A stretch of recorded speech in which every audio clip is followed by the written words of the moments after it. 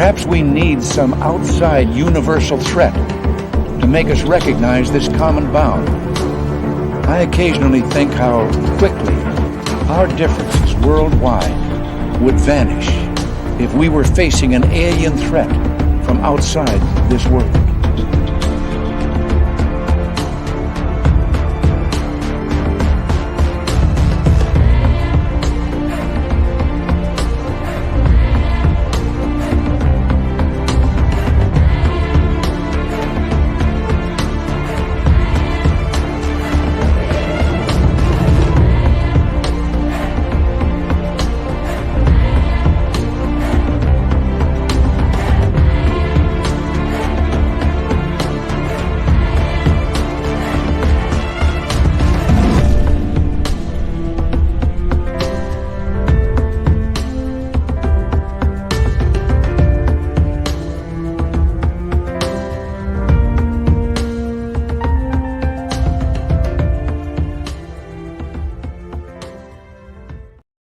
Good evening and welcome to the Friday night edition of Spaced Out Radio tonight. My name is Dave Scott.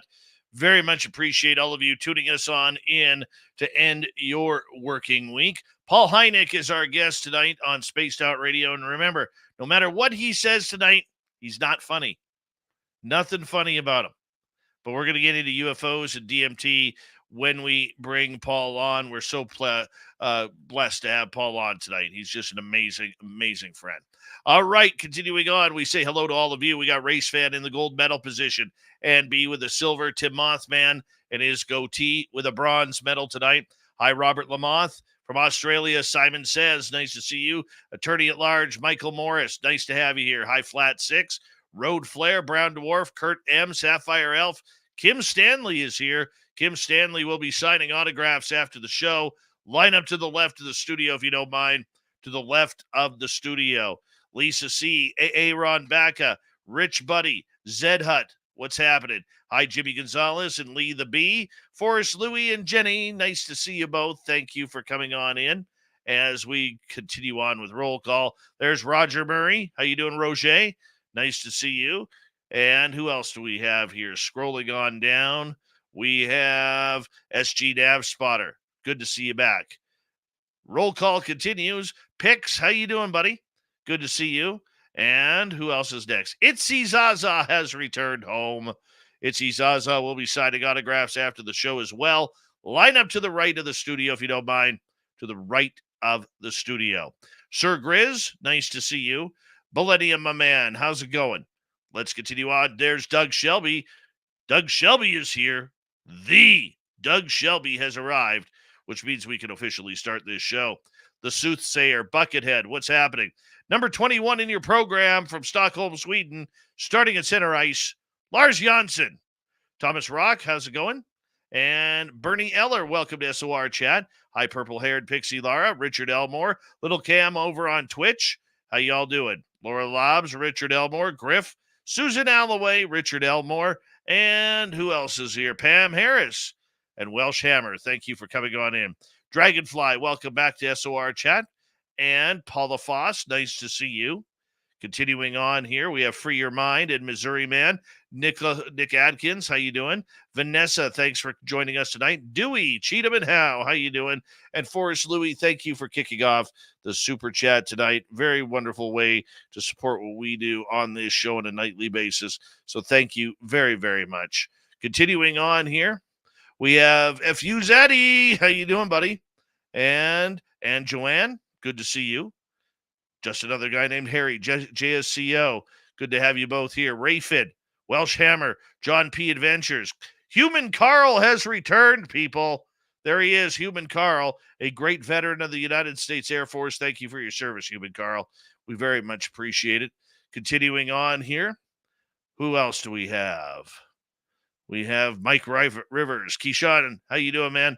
And Big J, nice to see you. Did I miss somebody there? No. Let's get the radio side started, shall we? Welcome to Spaced Out Radio tonight. My name is Dave Scott. This is Spaced Out Radio, where our guest tonight, Paul Hynek, is here to talk UFOs and DMT. We are in roll call right now. There's Bill WD-40, lubing us up for tonight's show, because you always want to go to a show nice and smooth. You never want it to be rigid. You know what I'm saying? Mike Bothwell, how you doing, my man? Stu Gerson, good to see you. And yeah, we're pretty much there. Once again, the super chat is open. Thank you to Louie for kicking things off tonight. It's a wonderful way to support what we do on this show. Hi, Ukrainian Anita. Nice to see you. And of course, everyone, you can go to our website, spacedoutradio.com. We do not have ugly swag, people. We have clothing even Paul Hynek would want to wear. Yeah. He's shopping right now as we speak. So make sure you go check it on out. All right. And of course, you can join the Space Travelers Club for as little as $5 a month. Hi, Gong Show. Joshua S., nice to see you. And I need a favor from everybody. Maybe you know what it is, maybe not. Throw those horns up. Let's rock.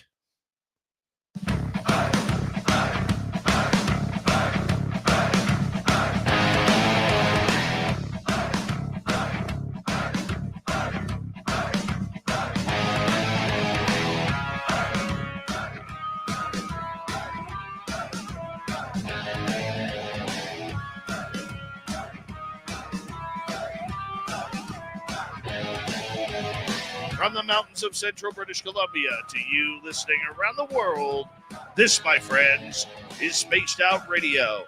I am your host, Dave Scott, sitting in the captain's chair of SOR headquarters.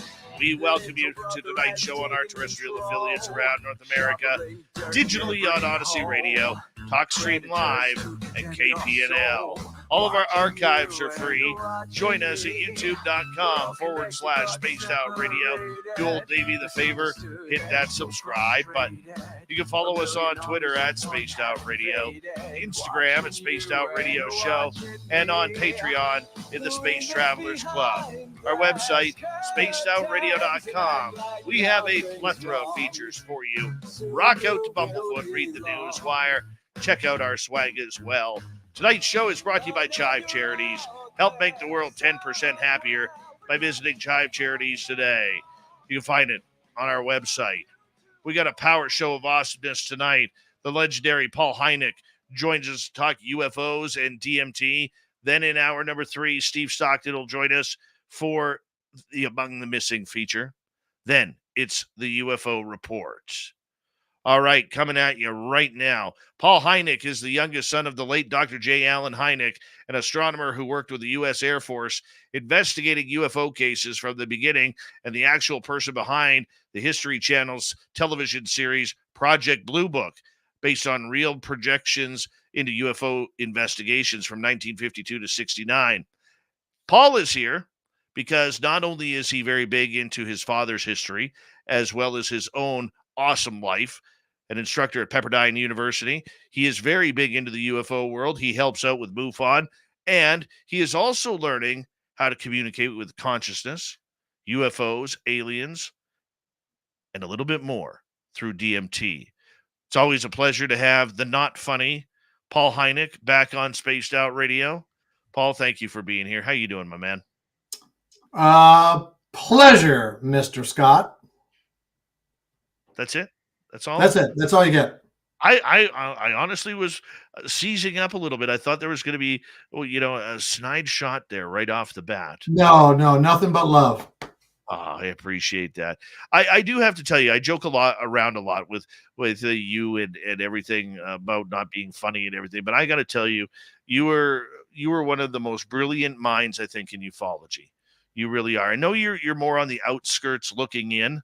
However, with everything and everybody who I have met, I think you're one of the most trusted voices on what's going on in the world today regarding UFOs, ET contact, and everything that goes along with it. I mean, knowing what your father did and the legendary legacy that he laid out for you, did you see your life going this way, or did you see it going other patterns of education? I never really had a clear vision of where my life would go. I don't think any of my parents' 5 children thought any of us would get actively involved with UFOs. Not that it's not a fascinating topic, but we didn't have to do anything. We just had dinner and Travis Walton would come over. And so it was always there. And it wasn't really until Project Blue Book, the TV show, that I got kind of publicly activated into the UFO world. Before that, it was just in private, and I didn't really think I had a voice or anything of value to say. And I remember the first time was at an alien con, and after there was a panel of us for the show, about 2,000 people in the audience, and we're getting off the stage, and about 30 people ran up to the stage to talk to me, and they wanted me to sign my father's books and whatnot, or they wanted to tell me about a case they had. And what I realized was I was sort of a reflection of my father, who was kind of a legitimizer, especially, if you go back 40, 50 years, for people who'd had or felt they'd had a super traumatic experience. And then here's this quintessential avuncular professor with impeccable credentials who sits down and talks with them and makes them feel like just maybe they're not crazy. And so when I was that first public talk about UFOs, I could see that echo. And I thought, well, that's interesting. If they feel that there's value just from my presence, that's good. And I can build on that and try to develop my own voice, which I've been working on, as you know, and try to have my own pursuits and my own angle on the phenomena. And so that's what I've been doing. And I find it, I don't know of a topic that's more interesting than aliens, no matter what you think or believe or accept or have experienced. So I'm just tickled pink, I tell you, to be involved in this. And I think it also keeps your father's legacy going, which is a good thing as well. I mean, because, we always want to try and, live up to dad's expectations. Right. That's the old Gen X way of doing things. And here we are, I mean, what would, I know it's impossible to predict, but with everything you learned and your father had said and everything that he probably held back, what do you think he would look at ufology today as? Just a mess, a political blunder? What do you think? Well, I think several things. I think one, I think he'd be disappointed that we haven't had the sort of classic capital D disclosure event, as opposed to a slow boil process that we seem to be going through. The landing of a flying saucer on the lawn at the White House with Walter Cronkite narrating it. So I think he would be disappointed with that. I think he'd be fascinated by the public stance of, let's say, the United States Navy, which has a diametrically opposed public stance than that of the Air Force in my father's day, which was very much nothing to see here, please disperse.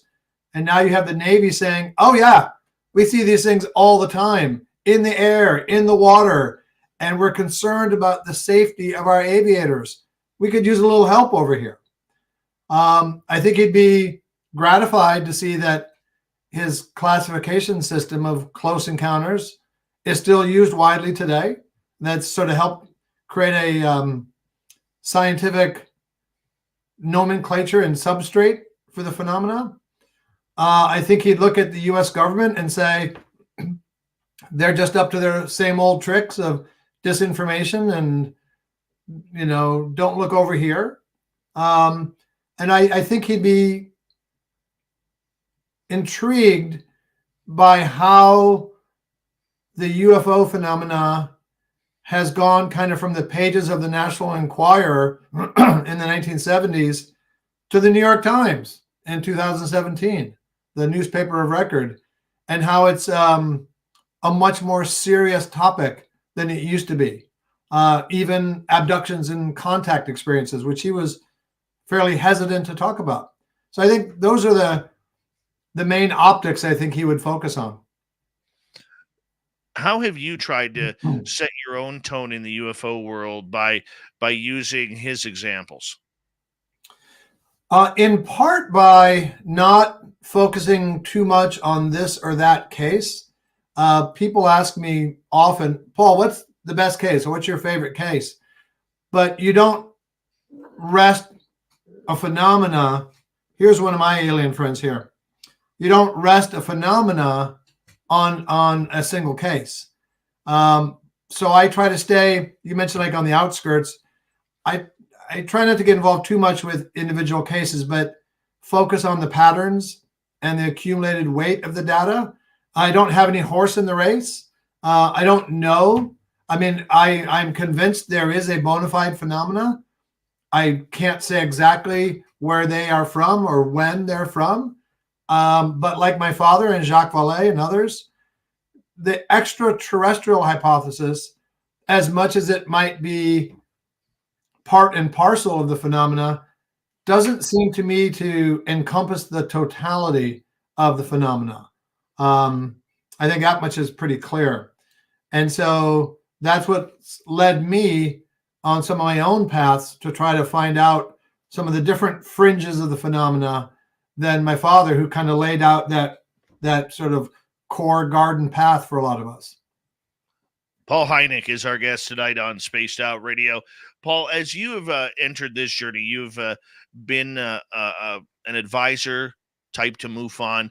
You've talked with many people about this subject of UFOs and the ET phenomena that is here.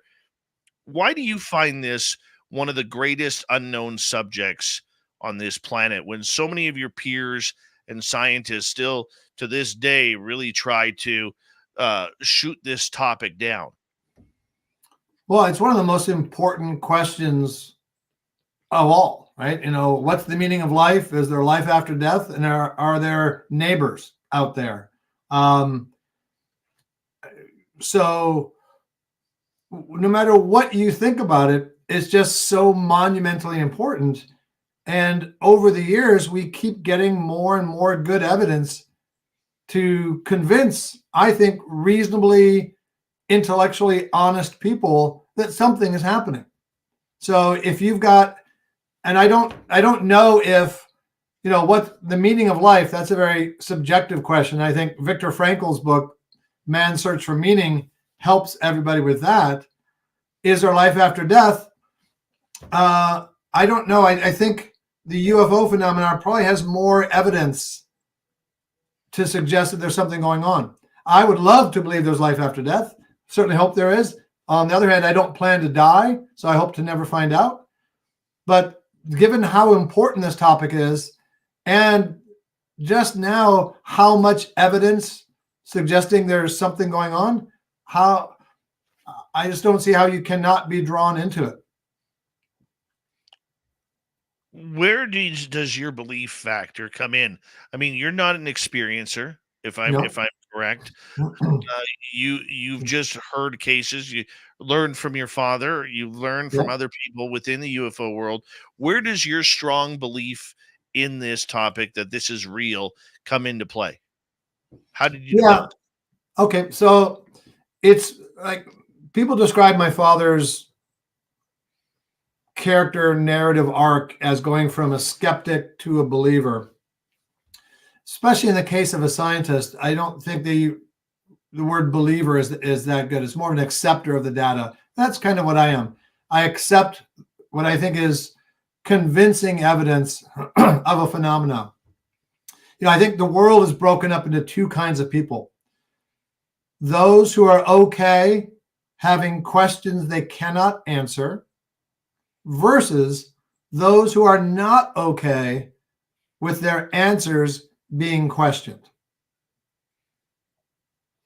So many of us, if you're interested in UFOs and other phenomena, Bigfoot, etc., you're probably okay with big questions being unanswered. Where do they come from? I'm not really sure. How did the universe start? I don't know, but it started. And I think for a lot of people, though, who hear about the New York Times revelations and the Tic Tac videos and the Navy, et cetera, et cetera, et cetera, they say, well, there's evidence of this, but I don't know where they come from. And so they just dismiss it. Because for a lot of people, it's an intellectually uncomfortable resting point to say, oh yeah, it looks like there's a phenomena, but I don't know the answer. That's very uncomfortable for a lot of people. And what I try to get people to think is that, okay, as inconvenient or bizarre as the data set may be, nonetheless, there's data there. And you can lean into the phenomena to say, yeah, there's something going on and it's pretty cool and I guess pretty important, but I don't know where it's from. And so that's something I think is very interesting about works of fiction like Close Encounters, and Project Blue Book is both, factual and fictional, and have people interested for the story, and then just sort of take away from that, almost like a meme or a virus, the innate objective reality of aspects of the phenomena. So I'm interested in helping nudge people from the UFO curious on the sidelines into the phenomena and let them know you don't need to know where it comes from, because I tell you what, not many of us do. Okay, I am going to ask you this. How fictional was Close Encounters of the Third Kind? Because, I mean, for what a lot of people have experienced, it doesn't seem that fictional at all. Well, I've heard a lot of people have asked me how much the government talked to Spielberg and all that, and I really don't know. But I will say that a lot of the things that are portrayed in the movie came from real reports that my father told Spielberg about. One of the funnier scenes is the saucers going through the toll booth, right, and lighting it up. And that's something that was actually reported on the border of Ohio and Pennsylvania. So part of the movie kind of rings true, because the things that are happen in the movie, some of them are from reports and not just from the fertile mind of Steven Spielberg and the screenwriters. Right. To me, the two most powerful movies in the UFO world would be Close Encounters of the Third Kind, but one that doesn't get a lot of looking at, and that would be the 1986 Disney movie Flight of the Navigator. And I don't know if you remember that one, where a young boy is chasing his snotty little brother, who takes off, and then he's walking through the forest and comes across a UFO, and then it happens to be gone for 8 years, and everybody's aged but him. And he's been flying the craft that entire time. I mean, to me, it's just so powerful to what people have been talking about over the years. So I'm curious, does Hollywood, in your opinion, now that you had a taste with it with the Project Blue Book television show a couple of years ago, do you think Hollywood portrays a role in what we are seeing and learning about this subject? Well, Hollywood, it's drama, and drama needs conflict. So you're not going to put butts in seats and sell tickets with a movie called The Village of the Nice Happy People, right? So most of the Hollywood takes on this and other subjects are violent. War of the Worlds, things like that, because that's what people want to see in a drama. They want to see some group of entities fighting another group. So by and large, the depictions in Hollywood of alien topics are violent, about conquest, etc. So Close Encounters is sort of an exception to that, because the aliens there, we don't really see them, but they seem benevolent. Okay, sure, they did some kidnapping. Okay, we got to frown upon that. But even the kidnap victims, they seemed a little bit stunned, but not much worse for the wear, even after some 30 years for some of them. So that's the thing, that the lens that you have to understand about Hollywood is that they have to make a lot of drama, and unless it's either going to be good humans against bad humans and the aliens, or it's just really easy to have the aliens come here with nefarious motives. And I think that sort of skews the perception of the general populace as to what aliens are doing here. Clearly, I think you and I have talked about this before, Dave. If aliens were coming here from another planet or another dimension, and they were openly hostile to us, we'd be dead by now. They have technology far greater than ours. So at worst, they're maybe manipulating us, or just indifferent, or perhaps supportive. So that's the thing about Hollywood, is that you're not going to get that sort of right down the middle look at a phenomenon, because that just doesn't sell. And I think you hit the nail on the head right there with exactly it. I mean, it is about Hollywood. It is about money and numbers and what's going to draw people in. However, there has been this wonderment of where this sense of truth comes in, because we know we're not getting truth from the government. We know we're Right. not getting truth from the military.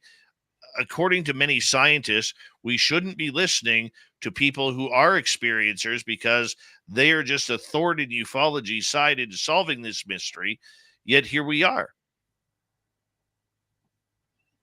Well, yes, that's the government, the U.S. government. They have information.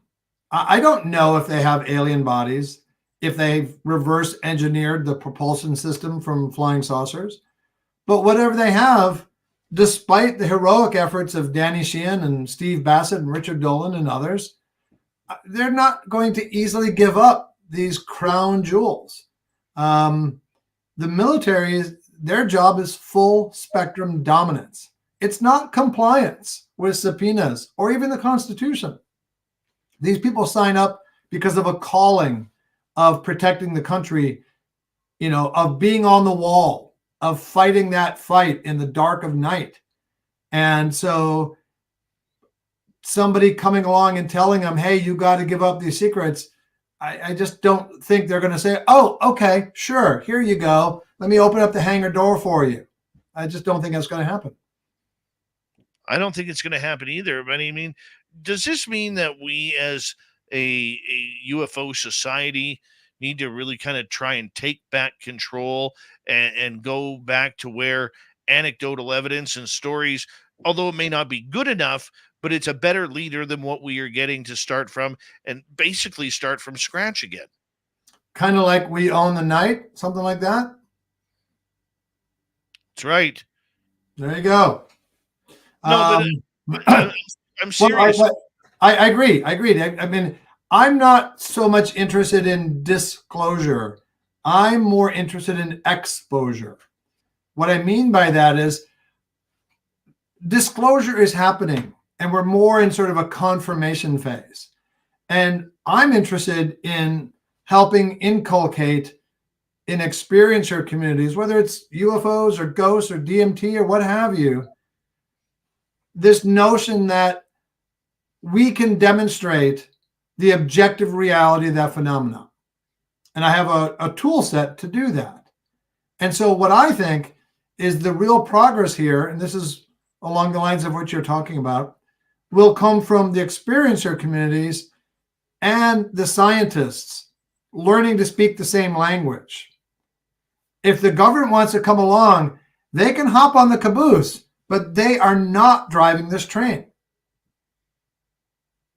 Well, they tend to think that they are. They really do. And the arrogance of it all, from many of the researchers on down, I tend to think that we are seeing a disclosure for dollars movement. Number one.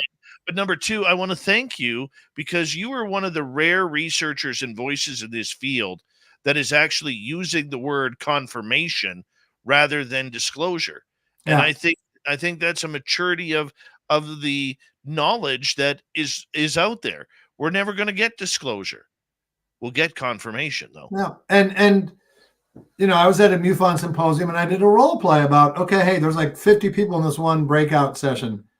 And I said, look, pretend we're all the top brass of the United States Air Force. And I went through a whole sort of preamble about, we're here for full spectrum dominance and not compliance. And I said, okay, here's the vote. Do we disclose whatever information we have? And nobody raised their hands at a MUFON symposium. I don't think the government will disclose this information, nor do I think they should. It's not the military's job to lessen our dependence on fossil fuel. It's not their job to better life on Earth. Now, those are things I hold dear to my heart, but that's not their. Paul Hynek, next. Sorry, I was trying to get your attention with my finger there. That had to go to break here, but we got about 5 minutes. I just got to quickly make a SOR phone call here. I'm going to put you in the green room. I'll be right back, okay? Okay, please be gentle. I've been hurt before. Okay, be right back.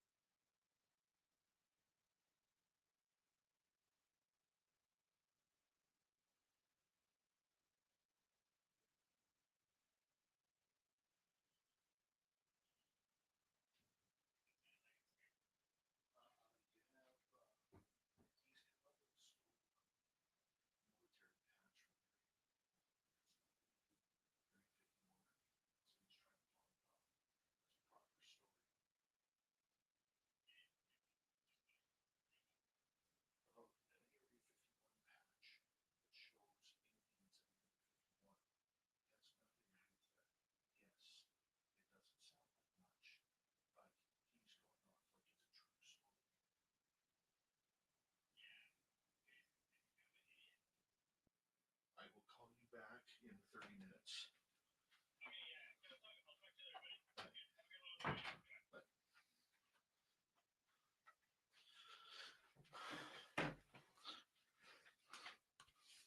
Sometimes you got to love phone calls that you have to immediately take. Oh, gotta love the UFO world. Gotta love it. How you doing, Paul Hynek? Jim Dandy. You're looking Jim Dandy tonight. I'm feeling spunky. Right on. What's the beverage? This is sparkling water because I'm feeling frisky. It's a party. Nice. I've got clear water. Ooh. and it's cold. Imagine that. Imagine that. Hey, I want to say a quick thank you to Louie and Mike B times 2 for the super chats. And here we go, everybody. Here comes the second half hour.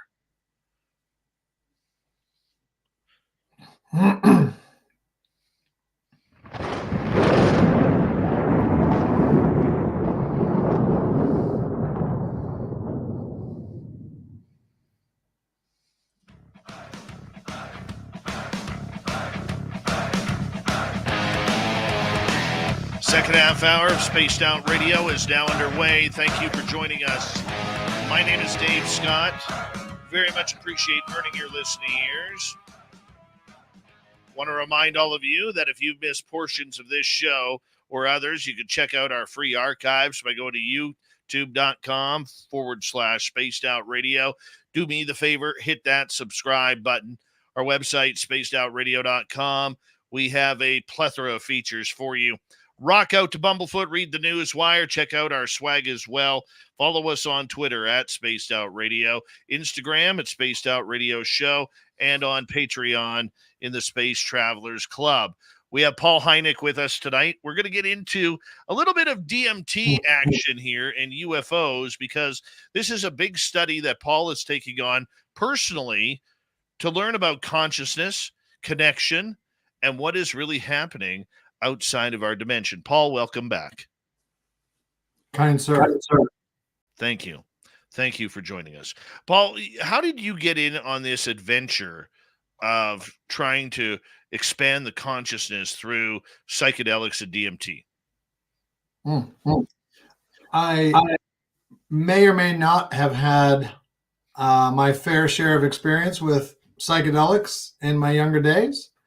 And about 5 years ago, I was having lunch with a friend of mine who, by the way, crash landed tardigrades on the moon. And he asked me, "Hey, Paul, where did your dad think that UFOs come from?" And I said, "Well, I'm not sure, but he didn't think that extraterrestrial made a lot of sense." And he said, "Oh," I said, "maybe another dimension." He says, "You need to read a book called Alien Information Theory." And I said, "Alien Information Theory? That's the sexiest book title ever. Of course I'll read it. What's it about?" He said, "It's about DMT."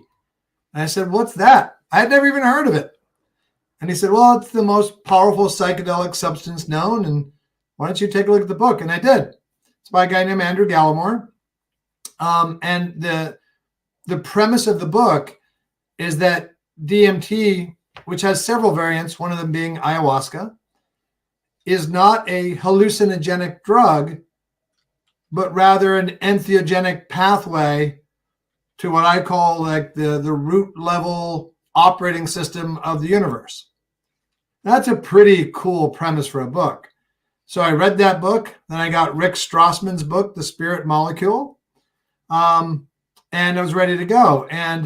But that same day, when my friend Nova, in a restaurant here in Calabasas outside LA, told me about DMT for the first time, 2 hours later that day, I met a new friend, and he started telling me what he does. And he says, "Oh, and I lead expeditions to Peru for ayahuasca, and I do DMT facilitations." I said, "Holy shit, I just heard about DMT. Now I meet somebody who does it." He goes, "Oh, I have some. You want to do some right now?" And I was going on vacation to your fine country, Mr. Scott. So I couldn't right away. But 2 weeks later, I did. And I've been fascinated ever since. For those who, like myself, who've never done it, what's it like? What's the process of doing this? Well, there's probably a lot more than I've done, but I've tried maybe 7 or 8 different styles and modalities, etc. What they all share in common is how fast acting they are, how overwhelming the experience feels to be, and how hyper real many people who partake of it feel that it is. It's not, I'm in these days, I prefer clarity over distortion. So I don't do much drugs. I don't drink a lot. I want my mind clear. And I see DMT as that ultimate hyper clarity that you could ever have. Okay, so is it more like I have heard of, magic mushrooms, ayahuasca, those are the two big ones that I've heard of. Is there more to it than just that? Well, DMT is in the same overall chemical family as psilocybin, which is the active ingredient in magic mushrooms, as you say. Ayahuasca is DMT. It's a form of DMT. Ayahuasca can be like a 6 to 8 hour experience. It can be very purgative, and it's more of an inner cathartic expression. Whereas other forms of DMT, whether it's bufo or changa, etc., are more often geared towards some kind of breakthrough to what feels like another dimension and the intelligence that undergirds it. Okay, and what is supposed to happen? Like, how do you have to go through a meditation process before you actually take it, or do you just sit down and say, okay, Bob's your uncle, and hit it up? Yeah, well, I've been fortunate in my experiences with my friends that they sort of set the stage. They make a sacred space. They're very spiritual about it. It's not something to take lightly. And they're the ones that do that, and they'll make an invocation beforehand. And they are ready. They're there to help you with a variety of tools and just support. So yeah, it's not like you're at the bowling alley and you just say, hey, let's do a little puff. It's a much more sort of sacred experience. Okay.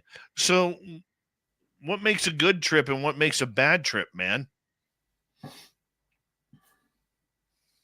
Well, I'll give you an example. So on Thanksgiving, I'm at my brother's house. And we did some, and he had his first experience with it. And I said, how was it? And he said, weird. I died. I said, oh, you mean sort of like in the dissociative manner where you're no longer, with your personality? He goes, no, I friggin' died. I said, oh, okay, well, that doesn't sound great. He goes, yeah, it's just really weird. Then about a half hour later, he tried it again. And when he was done, he stood up, and I stood up because I didn't know if he was going to be wobbly or not. And he just gives me this big bear hug. And he says, Paulie, I love you, man. Thank you. Thank you. I said, you're welcome. What was your experience like? And he said, well, you asked me what my intention was, and my intention was to see the Big Bang. And so I went on this cosmic trip watching galaxies being born and the birth of stars with this red hand of God leading me through this and taking care of me. And it was a really transcendental experience for him. So that's kind of a bookend of what you might consider a bad trip and a good one, right in one night for the same person. I couldn't imagine wondering if I'm wandering around thinking I'm dead. Oh, I see. And I see in the comments, somebody talked about medical grade nitrous balloons. I used to live across the street from a hospital in Chicago, and we used to purloin tanks of nitrous oxide and fill up surgical gloves with nitrous and have the time of our lives. So yeah, that's on point there. Dead fish cheese spread. Mm-hmm. Okay, so when you go into a trip, how long does it last for? It depends. I mean, ayahuasca is like 6 or 8 hours. If you do bufo, it's maybe a half hour or so. And the form that I particularly like, because I think it's sort of calibrated to have communications, whether with embodied, entities that you see or just the overall universe is communicating with you, maybe 5, 10, 15, 20 minutes. Sometimes they call it the businessman's drug because it's very fast acting, and it hits you. It's almost like you jump out of a plane to go skydiving, but you've been shot out of a cannon and you go up. You're just so disorienting, and it happens so fast. And then I remember one time I was doing it, and I remember thinking, my brain has been fundamentally rewired. I can never go back to my normal life. I just won't know how to function. And I said that in a very mindful way. It was just matter of fact. But 15 minutes later, I was checking my phone for traffic on the 405 freeway and on my way home.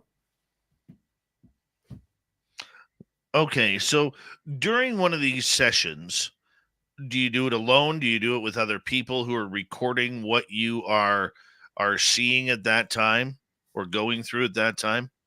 I've never done it alone. I find comfort in being with people there. I don't think it's anything inherently dangerous, but it's such an overwhelming experience that, especially having an experienced friend with you to help you sort of reintegrate, is really good. You know, the form that I particularly like is something called Changa, and having somebody help you do that is really helpful. Okay, explain to me what you mean by reintegration. So for many folks who try this, you feel that you're either in a different world, or, as Andrew Gallimore, the author of Alien Information Theory, says, the world is being built in your brain. It's a fundamentally different world than here. It's not dissociative. You still have your personality, but a common report is that you feel that world is real, and this is some kind of strange, archaic facade world. And when you come back, 5 minutes later, you're here, but you're trying to make sense and process what's happened there, because it's so overwhelming that it takes a little while to get your sea legs again in a world that for a few minutes doesn't feel as familiar as it did before. Because it's commonly said that when you feel like you've broken through to this other world, you feel that's the center of the universe. And you, like, your center of gravity has shifted instantly. So when you're back here, even though you're back in maybe the room in your house, you might feel like, I don't know what here is about just yet. And you sort of have to drag back the parts of your essence that have been still in that other world for a little bit. That I'm fumbling for words because it's beyond vocabulary, and I call it the DMT stutter, because it's just so hard to crystallize into words what it's like, or how you reintegrate the shards of your ego back into one piece. When you first studied this and first tried this, what was your thinking and your process going into it, and what were you hoping to see? Well, I did a lot of research because, you know, I'm interested in the fun aspect of it, but I'm doing this because my father said UFOs might be another dimension. The book Alien Information Theory lays out the idea that DMT might be that portal, that gateway to another dimension. So the first time I did it, I went there and I just blurted out the question, are you what we perceive to be behind UFOs and aliens? Because that's my line of interest. And the response I got back was, we can't explain in a way that you would understand. And I thought, oh, well, that's not no. And then I thought, well, look, if DMT is related to aliens and who knows what else, yeah, I can understand that connective tissue would be a little bit beyond my pay grade. That makes sense to me. But from that initial experience, I was hooked, because I thought, wow, the universe has taken a time out from its job to talk to little old me and encourage me that this one particular research angle that I have has merit. So I was fascinated by that immediately. And while you were talking to the universe, how did you know that you were talking to the universe? Well, and let me also preface to say, this is my feeling, right? I can't present this as fact, although it felt like it was. You know, many people see, whether it's people or insects or some type of entity, I just feel like I'm in the same frequency, let's say, with this sort of root level operating system of the universe. What's interesting was that first night I did it again another time, and this was much more like ayahuasca. It lasted about 45 minutes, and I didn't break through, but it came into me. It was very cathartic and helping like remove toxins from me in a very caring way. And then the next time I did it, again, it was like that. And what I heard it say was, "Welcome back, Paul. Let's resume where we left off last time." And that was so fundamentally different than any psychedelic experience I'd had, where I could feel now it's this same consciousness, this same intelligence that's always there that we happen to tap into at different times. But it's not like taking acid and going to see Jethro Tull or mushrooms and being connected to the tree. It's this same godlike entity that's there all the time, immutable, and feeling that you can have a front row center seat at the very fabric of the universe being created, and yet it calls your name. Or some people say they see their names on movie marquees saying like, "Welcome, Dave," that you are at the center of the universe. You're a welcome guest, and they know your name. It's like the Cheers bar around the next galaxy. Okay, so did you see any beings? Did you see any people who had passed over? What were you looking at that time? I've seen beings. I have not seen a lot of beings, but I've seen beings of people that I know. I saw their spirits, and I've seen lights that felt like they were also some type of entity that either I wasn't evolved enough or they didn't feel necessary to show me some kind of incorporeal manifestation. Did it trip you out? And I say that in a punny way. Did it trip you out about, what they were showing you? Everything there is so friggin' trippy that the fact that there's some intelligence that's maybe not manifesting in a way that I'd be more comfortable with, that was not the biggest concern I had. There's so much happening that you are just sort of stunned into almost shock at how magnificent or beyond Earth this realm is.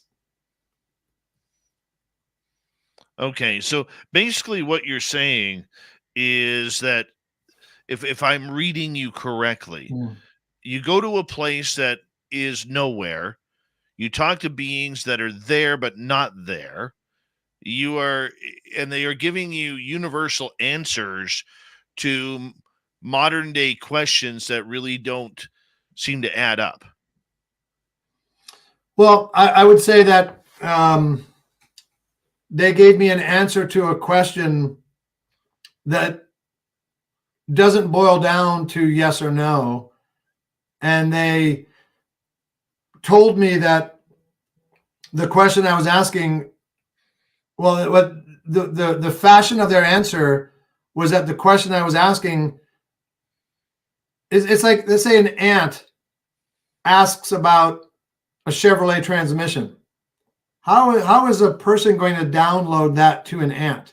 There's this sort of gulf of understanding capability. So your kind of clever duality of there and not there, sure. I mean, it's just, yeah, I got the DMT stutter. I don't really know how to describe it beyond it being the most intense experience I've had, and one that I think kind of like CE5, folks who think they feel they can summon saucers or crafts. It's something that you can invoke when you want, and there's this constant intelligence there that you perceive. So what I'm interested in doing is getting comfortable enough or calibrating the dosage to the point where you can have conversations and try to bring back objectively verifiable information. That's that's the brass ring here. Did any beings come forward talking to you that they knew you, that you were an old friend, or they were an old friend of yours?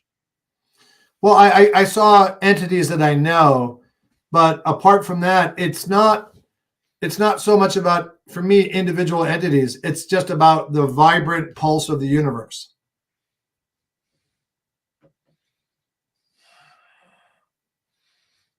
Okay. What does that pulse feel like? And I apologize. I apologize for the very, basic questions here. I've Yeah. never done it. Yeah. I apologize. I just don't understand. Like, Yeah. I'm not saying asking it to be demeaning. I Yeah. just don't understand the process. Yeah.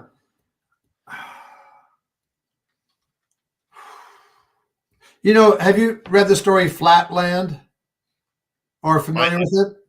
I have not. I apologize. So it's a story about a two-dimensional world.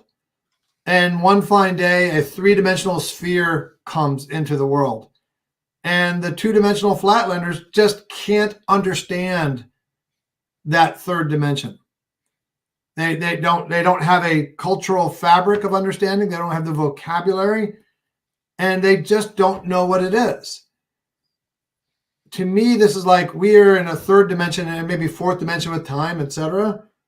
Now imagine if you are instantly perceptually aware of 5 billion dimensions. That's kind of what it's like. Wow. That's heavy. Yeah. Terence McKenna, who's perhaps the godfather of DMT and entheogenic substances overall, said that what you have to understand is that we're all trapped in an elaborate work of art. Andrew Gallimore, his notion is that we are sort of in a simulation, as people talk about a lot. We're in a game. And I think that DMT is the cheat code out of this sort of limited universe that we're in. And via DMT, we're able to see what that unflat land world all around us really is. Were aliens present? It's not, for me, and everyone is different. It's not about an alien. It's just, this is the universe, and it's teeming with intelligence and life. And I felt sort of different entities, but not really visual, standing in front of me with, almond-shaped eyes. Just like beings of light, beings of being. Yeah, just intelligences permeating. And when I asked that question, are you behind UFOs? I kind of felt like trillions of miles of synapses and neurons firing, like the whole universe was a connected brain. Godly? Sure. I mean, I can't imagine a more powerful or more base level intelligence than what I saw. So if that's God, then yeah, sure. Interesting. Bufo, which is the secretion of the desert Sonoran toad, is like 5-MeO DMT, and that's the strongest version you can take. And I've done that as well. And you just feel like you're on this express train right to God. That there's nothing beyond that. It's like you've gone behind the ultimate curtain of curtains. Paul Hynek is here on Spaced Out Radio tonight, breaking down what it's like to have a trip on ayahuasca, psychedelics, and the connection to mortal consciousness. We'll continue this discovery on Spaced Out Radio right after this. Stay tuned.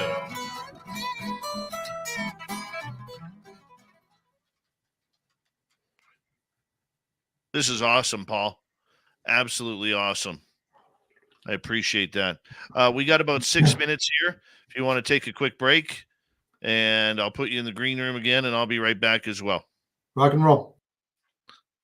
Be right back, guys.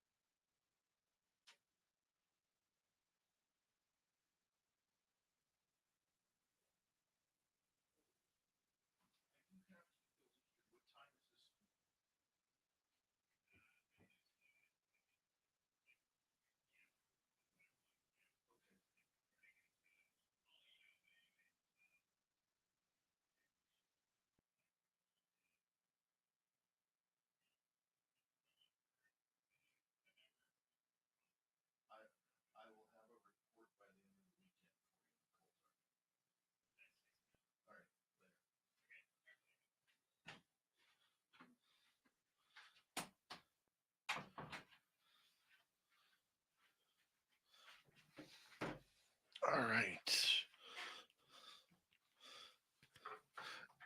By the way, we're going to sing happy birthday to Sandra, one of our longtime listeners. So happy birthday to you, Sandra.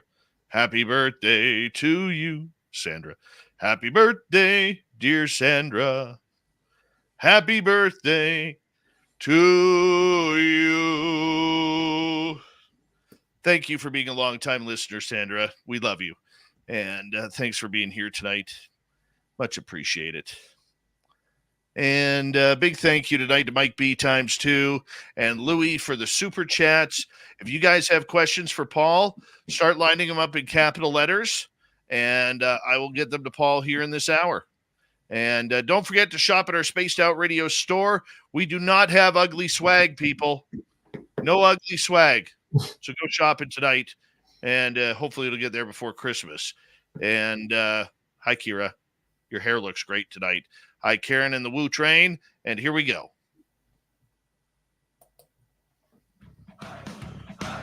You're listening to Spaced Out Radio with Dave Scott. Follow Dave on Twitter at Spaced Out Radio and on Facebook, Spaced Out Radio Show. Here we go with the second hour of Spaced Out Radio tonight. My name is Dave Scott. Very much appreciate earning your listening ears wherever you are on this beautiful planet we call Earth. Hello to everyone listening in on our terrestrial affiliates around North America, digitally on Odyssey Radio, TalkStream Live, and KPNL. All of our archives are free. Join us at youtube.com/Spaced Out Radio. Do me the favor, hit that subscribe button. The Desert Clam has set the password for tonight in the SOR Space Travelers Club. And what do you got for us tonight, Clam? Tractor. Tractor is your password. Use it wisely, space travelers, as the Clam sets the password each and every night. Or, pardon me, UCASE. UCASE. Or is it UCASI? Edict Proclamation by Autocratic Government? UCASI. Yeah, whatever it is. The Clam sets the password each and every night right here on Spaced Out Radio. Our website, spacedoutradio.com. We have a plethora of features for you. Rock out to Bumblefoot, read the news wire, check out our swag as well. Follow us on Twitter at Spaced Out Radio, Instagram at Spaced Out Radio Show, and on Patreon in the Space Travelers Club. Here we go. Paul Hynek, hour number 2 of Spaced Out Radio tonight. UFOs and DMT are the topic. And Paul, thank you so much for being here. We very much appreciate your attendance. My pleasure, President Scott. Prime Minister. Right. Sorry. Yes. Paul, just for everybody to know, likes to make fun of me in his presentations, usually putting my large head on small alien bodies or anything along those lines. And I appreciate that. Pot calling the kettle black. Yes, here we go. One of the great people in ufology, Paul Hynek. The DMT experience that you have had, I'll be honest with you, during the break, it kind of blew my mind a little bit because I've never done it. I have done CE5 successfully, even way before I knew what CE5 was. Okay. Like Paul, back when I was getting involved with UFOs and having my own experiences way before Spaced Out Radio, it was even a thought. You know, I would invite friends over and just say, hey, let's have a beer on the patio tonight and let's watch some UFOs fly by. Come for the beer, stay for the UFOs. Yeah. And honestly, that's exactly what it was like. And I had friends coming over. They're like, you got to be kidding me. What are you going to see fly by? Well, we saw triangles. We saw giant orbs. And I'm not talking orbs up in the sky. I'm talking orbs, you know, like at 500 feet above land flying around. Okay. It was, you know, we've seen some amazing things. Do you need to have the DMT in order to have those type of experiences? Because I personally don't think you do, but there's others out there who say that in order to get that contact, you need that help, shall we say. I don't presume to know what people need to get to where they want to go. I've had a lot of people say, look, Paul, why are you monkeying around with that? You don't need that. You can meditate. You can do all this and that. Sure. I find DMT to be a singular experience that's valid in its own right, that may be no more valid or important than any other experience that people have, whether it's a CE5 or a meditation or psilocybin or anything. I think there's a lot of roads to where people want to go, and DMT, in my mind, is a valid route to go someplace. Okay. How many times have you used? 20, 30. Has every time been the same, or is it usually different depending on what they want to show you that day? I've done a spectrum from just a little hint, kind of like an augmented reality version. Augmented reality is the digital elements coming into our analog world and us perceiving them by means of some kind of glasses or something like that. Virtual reality is we put on the goggles and we, the analog creatures, are transported into the digital realm. The sort of classical DMT experience is you, the analog creature, are catapulted into that DMT world. But I've also had more of the augmented reality experiences where just a little puff and I can feel the DMT presence in my waking state in my regular day-to-day world as well. But it's always the same thing. There's that signature, let's say, that it's the same consciousness, whether you are diving headfirst into the deep end or it's sort of permeating your world in a kind of layered on fashion. Okay. This may sound like a silly question. What do you look like when you are viewing all of this? Probably like this. Functionally unconscious. Oh, so it does knock you out. No. Because I've had experiences where I'm aware of the music. Like I did it today. I did it this afternoon. And shout out to my good friend, let's say KR. Thank you very much. I'm aware of things happening in the world, the music changing or somebody spritzing Florida water on me, things like that. And you sort of brings you back. And if somebody touches you or something happens in the room, you're aware of that. But your consciousness, the sort of, as I mentioned, the center of gravity is sort of taken most of you somewhere else, or has supplanted a more compelling reality upon ours. Pardon me for this amateur question, but where do you go? Do you determine where you're going, or do they take you to where you need to go? The sort of classic Changa type DMT experience is you may feel like you transport through a tunnel of amazingly vibrant colors, and then you are in called the DMT verse. Where and when it is, it's so hard to know because you don't see any mile markers on the way. You don't see you are here on a map. It's just so transcendently different. You're just trying to get a feeling of what it is. I've always thought I like the idea of interdimensional travel for UFOs because I don't know how extraterrestrials would even find us. The universe is so vast, or why they would care.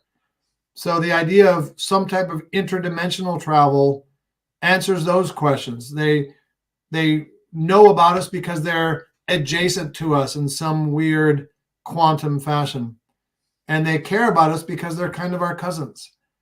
And so to be transported summarily into this other world that I've sort of imagined most of my life, I can't, I mean, it's here. It's not somewhere else. You don't really go somewhere. You're just aware of what here is like from a radically different point of view. What kind of messages do you get from that side? Is it about life? Is it about living? Is it about the planet? Is it about, what we as humanity should be striving to be? I'll say that I'm so far, apart from that first time where they said that they sort of intimated that they're related to UFOs and aliens, I don't really get a lot of messages like, hey, knock it off with the nukes, or Aunt Bertha has the gout, or things like that. I'm just welcomed and privileged to see the world as it really is, and as they're going about their day creating the fabric of the universe. And Edna has the gout. Yeah, which is unfortunate because the gout is a really painful condition. It's the one ailment that has a definite article. You have the gout. Yes, I'm going to make a T-shirt up for you on that. Oh, great. Great. Yeah. Okay, I have a couple audience questions here as they start to build up. And if you don't mind, we're going to get to Laura here right off the bat. She has a question asking, is DMT and ayahuasca different? They're the same substance, but it's a question of bioavailability and perhaps strength. Ayahuasca is perhaps the best known form of DMT, and it often lasts like 6 or 8 hours, and it's a cathartic purgative experience. But it is the same chemical substance as what's referred to as DMT. Yes. Okay, let's get to another one here. This goes from Destiny. Paul, how has your perception of life changed supernaturally since you had DMT? Meaning, do you have supernatural encounters outside of DMT? Yeah, what a great question. I was with a friend of mine the first time he did it, and I asked him, "Hey, what do you think?" And he said, "That was the most amazing experience I've ever had in my life, but I don't know what to do with it." It's so far beyond, like, let's say you had an experience, a lucid dream, a drug-induced experience, a meditation, what have you, where you came back or you returned from that experience convinced that you saw there was life after death. That would be pretty cool, right? For me, this is beyond that. It's not so much a question of does my soul survive? I just saw the essence of the universe. How I process that into my daily life, in bits and pieces. Sometimes if I close my eyes, I can sort of recreate that grid, like from what I saw this afternoon. I can still sort of see that now and sort of feel that vibe. It hasn't changed my overall outlook on life, even though it's such a overwhelming experience. Because for me, the main thing is I see this avenue as having tremendous promise at being able to demonstrate the objective reality of that world. And so that's my passion. It's not easy because it's so overwhelming at times, but that's what I want to do with this, and that's why I take it. I love it. I love this comment by Havsword in our YouTube chat. DMT is a rocket to space. Ayahuasca is a slow voyage to the Atlantic in choppy waters with nausea. Would you agree with that? Yeah. The DMT I did this afternoon had some ayahuasca in it. So it was a choppy rocket, let's say. Why do it if it's a choppy rocket or a choppy Atlantic voyage? Here's why. It's a very good question, Dave. I'd like to give credit, but I don't know who it was, but I saw this online somewhere that aging is the aggressive pursuit of comfort. Meaning that we are trying to make everything comfortable in our lives. I learned from Viktor Frankl, who I mentioned earlier, that for me, the key to life is not happiness. Happiness is great, but the key to life is meaning, having meaning in what I do and what I seek. Meaning is not always comfortable. You know, ayahuasca is a purgative experience. You may throw up. That's not comfortable, but it can be valuable. It can be therapeutic. So a choppy, nauseous ride across an ocean when you feel wildly out of control that goes on for hours may not be the first thing you think of as like, wow, that sounds like fun tonight. But a lot of experiences are not innately pleasurable every second of the way, but they can be intensely valuable. And I think that's part of why there's a strong resurgence in the clinical prestige of psychedelics, because they have so many lasting values, as more and more experiments are demonstrating. Paul Hynek is our guest tonight on Spaced Out Radio. We're talking about DMT and the effects of it. Let's get to another audience question here. Let's go back to Starseed Awakening. Paul, do you have an opinion on dreams in relation to alien succubus and DNA harvesting through dream time? Have you had such an experience? So Starseed is asking about wet dreams. Yeah, I'm going to punt on that. I don't know. A good person to ask that question to would be Geraldine Orozco, because I don't think you need the DMT experience to be having those types of dreams. And I'll try and explain that during the break for you on our YouTube side. But yeah, wow. Didn't expect that one. And I'm laughing internally here. Hey, look, if you're talking about DMT and you expect like a narrow range of questions, come on. True. The Doug Shelby is asking, oh, that's not a question. Here it is. Do all forms of DMT make you nauseous at first and then you trip balls after purge? Well, why no? Changa does not. It's about bioavailability. Ayahuasca, the nausea is not a bug of the experience. It's a feature of that purgative type of experience. Changa, which I've done much more, is bioavailable, and you smoke it and there is no nausea. You're not throwing up. You're not purging. It's a different type of experience. All right.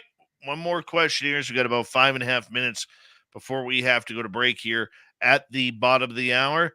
Paul, do you feel this experience is truly external, or do you feel that these beings know you so well, it's because we know ourselves so well, or some more of an internal experience? Thanks, Noel, for your question. It's a really interesting question. Kind of reminds me of some George Harrison lyrics. You know, I kind of fumble because I don't really know if it's internal or external. It feels real. It feels like you are seeing the universe, but you're part of it. So I used to think I was transported to this other realm, but I don't feel that now. I feel that it's here and you're just privileged to perceive it. You know, I don't know if it's a scientific fact, but there's a sort of widespread consensus in the entheogenic community that DMT is secreted by the pineal gland, especially like in moments of trauma. And to me, that rings true because when you try DMT, it doesn't feel like a foreign substance is exerting its will on you. It feels like it's activating something inside you already and just allowing you to have sort of a different filter, to have that three-dimensional world of flatland opened up for you. So you immediately see what's here. And then when you're coming down from the experience, it's sort of a hybrid where you see both this world and overlays of that world together in that same room. I love that answer. Love that answer. Let's go to Paramarv here, who is asking, Paul, you mentioned a red hand deity type that's been present. Any BGI revelations about yourself or big revelations about yourself or the universe from said entity? Well, my big sort of take home was what I felt to be a confirmation of a connective tissue between DMT and UFOs. I mean, that's my research interest. There's a guy named Marco Rodriguez who wrote a very interesting paper with a protocol specifically devoted to going into DMT, asking a mathematically unambiguous and verifiable question, like factor this super large prime number. And then if they give you the answer, you come back and it's something that you ostensibly couldn't have done. You now have objective evidence that there's something going on there beyond your capabilities. And indeed, he went on to suggest, Dave, you take it, you ask them to factor that prime number, and then I take it and I bring back the answer to show that sort of transitive property. So for me, what I'm interested in doing is trying to get that level of calibration such that I can have those type of communications and bring back that truth, that Joseph Campbell truth elixir to the informational village. With 2 minutes to go here, have you had any dangerous side effects come through as of these tests? No, I've not. But at UFOCon, where you and I were several years ago, after I gave a presentation about aliens and Bitcoin astronomy and crypto and DMT, a guy came up to me and said, "Hey, man, DMT messed me up a year and a half ago. It really, really messed me up bad." And that's the only person I've heard say, I mean, look, this is a powerful substance. And whether your experiences have are real or not, it's a very powerful thing. It's not to be trifled with. And I imagine with some people, the experience is not going to land well. And I was very sorry to hear that he had struggles, or he had really a lot of trouble from that. People I know, including myself, have had very, very positive experiences. Now, my brother, as I mentioned, felt that he died, but it didn't, dissuade him from trying again a half hour later and then feeling he'd met God, or at least God's hand. I don't know what that would feel like. But I mean, the idea, as we got about 45 seconds to go here, Okay. the idea, I guess, is, do you feel afterwards that you have connected yourself to a higher vibration or frequency that can improve who you are? Certainly feel that you connect to the underlying substrate of consciousness in the universe.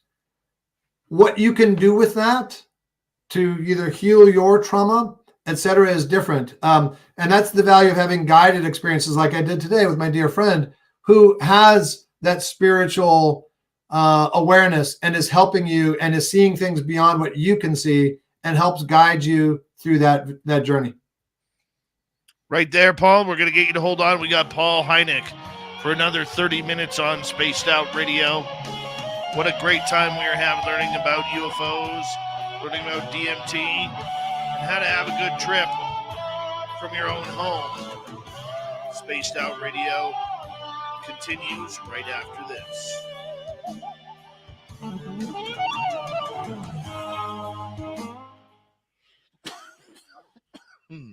Excuse me. This is fun, man. Lots of fun. Yeah, baby. If you had told me, I was doing it, 10:30, I was doing it 8 hours ago. And it just when you're in the midst of it, you just don't think you're just going to be back in the regular world. And then half hour later, you're fine. Hold on. Crazy. I forgot to put something up here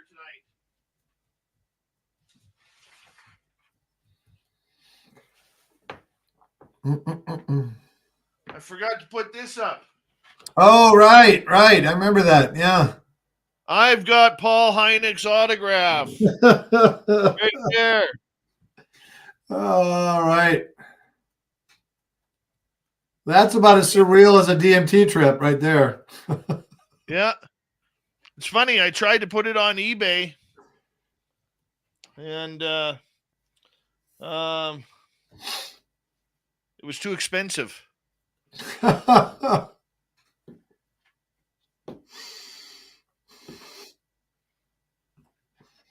I save all that type of stuff, man.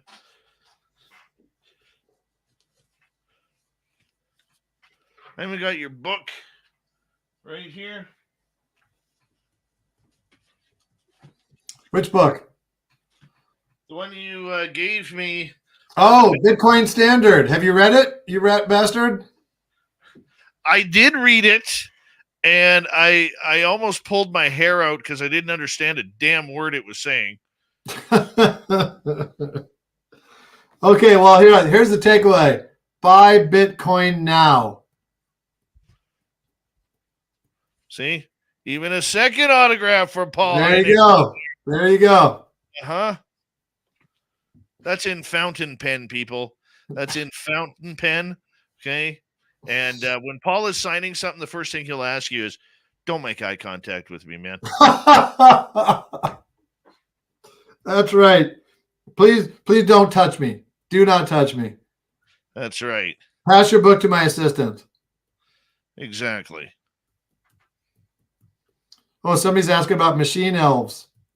Yeah, we'll get to that. We'll get to that when we come back from break. I'm saving all the questions. Do I have any signed by Dave? No. I offered, but I offered him a poster, and Paul declined it, saying, "Hey, like, what am I supposed to do with this?" You know what we are going to do, though? We're going to get Paul's address and send him a pair of those funky spaced out radio underwear. Did you see my pajamas? Should I show them my pajamas? Yeah, show us your pajamas. Come on. Hi, Pony Pong.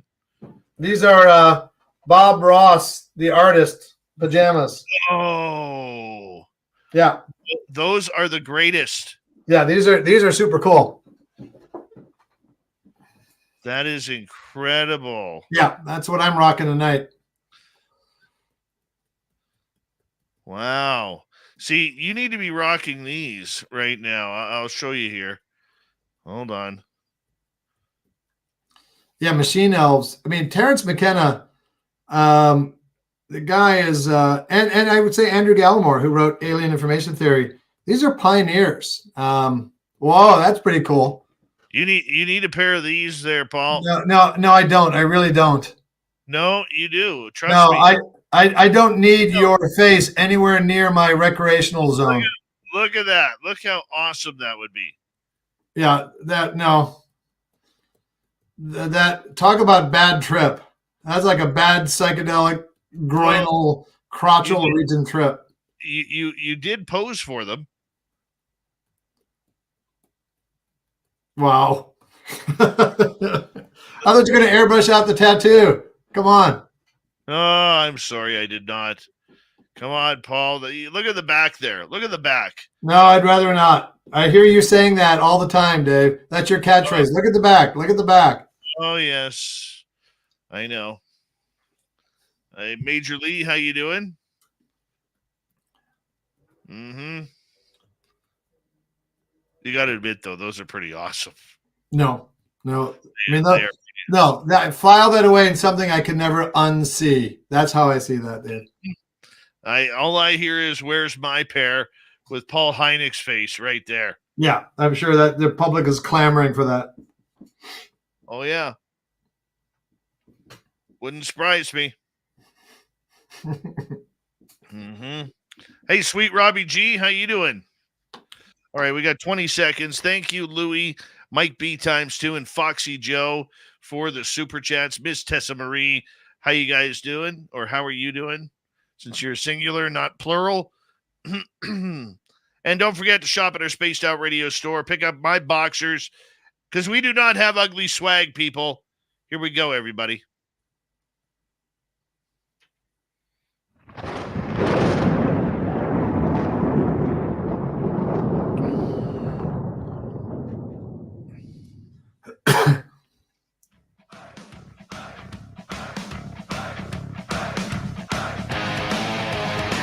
Here we go, the second half of Spaced Out Radio tonight. My name is Dave Scott. Very much appreciate earning your listening ears. Reminder to all of you that if you missed portions of this show or others, check out our free archives by going to youtube.com/Spaced Out Radio. Do me the favor, hit that subscribe button. Our website, spacedoutradio.com. We have a plethora of features for you. Rock out to Bumblefoot, read the Newswire. Check out our swag as well. Follow us on Twitter at Spaced Out Radio, Instagram at Spaced Out Radio Show, and on Patreon for the Space Travelers Club. Here we go. Once again, Paul Hynek, we have until the top of the hour. DMT and UFOs is what we are chatting about tonight. And thank you, Paul, for joining us. And I know you can't wait to get off the air with us, so we're just going to speed up this half hour and make it a quick one for you, buddy. Anything you say, Captain Ugly Swag. No, there is no ugly swag. None. If you say so. Trust me. Look, I was more traumatized by what I saw just a few minutes ago than my DMT experience earlier today.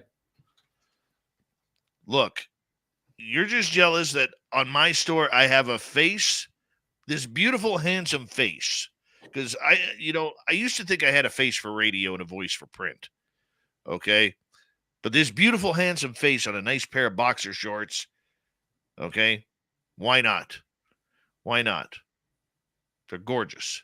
Gorgeous. Yeah, well, okay, Mr. South of the Mason-Dixon line. All right. Let's just continue here. We got audience questions for you. And Habsward is asking, what are your thoughts on Bufo or Cambo? It's one thing. Go ahead. I've done Bufo, and I'll be doing Combo soon. So Bufo and Combo are the toad and the frog, respectively. Bufo is the secretion of the Sonoran desert toad, and you got to think that Mother Nature has a wicked sense of humor if a toad's defense mechanism is the most powerful psychedelic drug known to on Earth. So I've done Bufo, and I actually did Bufo while cradling one of the world famous crystal skulls to further enhance the experience. One named Max, and that was like a rocket ship to God, just incredible. I've not yet done Combo, but we'll probably do it next month. Combo is the frog, and it's the frog venom, and it's one of the most purgative experiences you can do. Often you're on your hands and knees.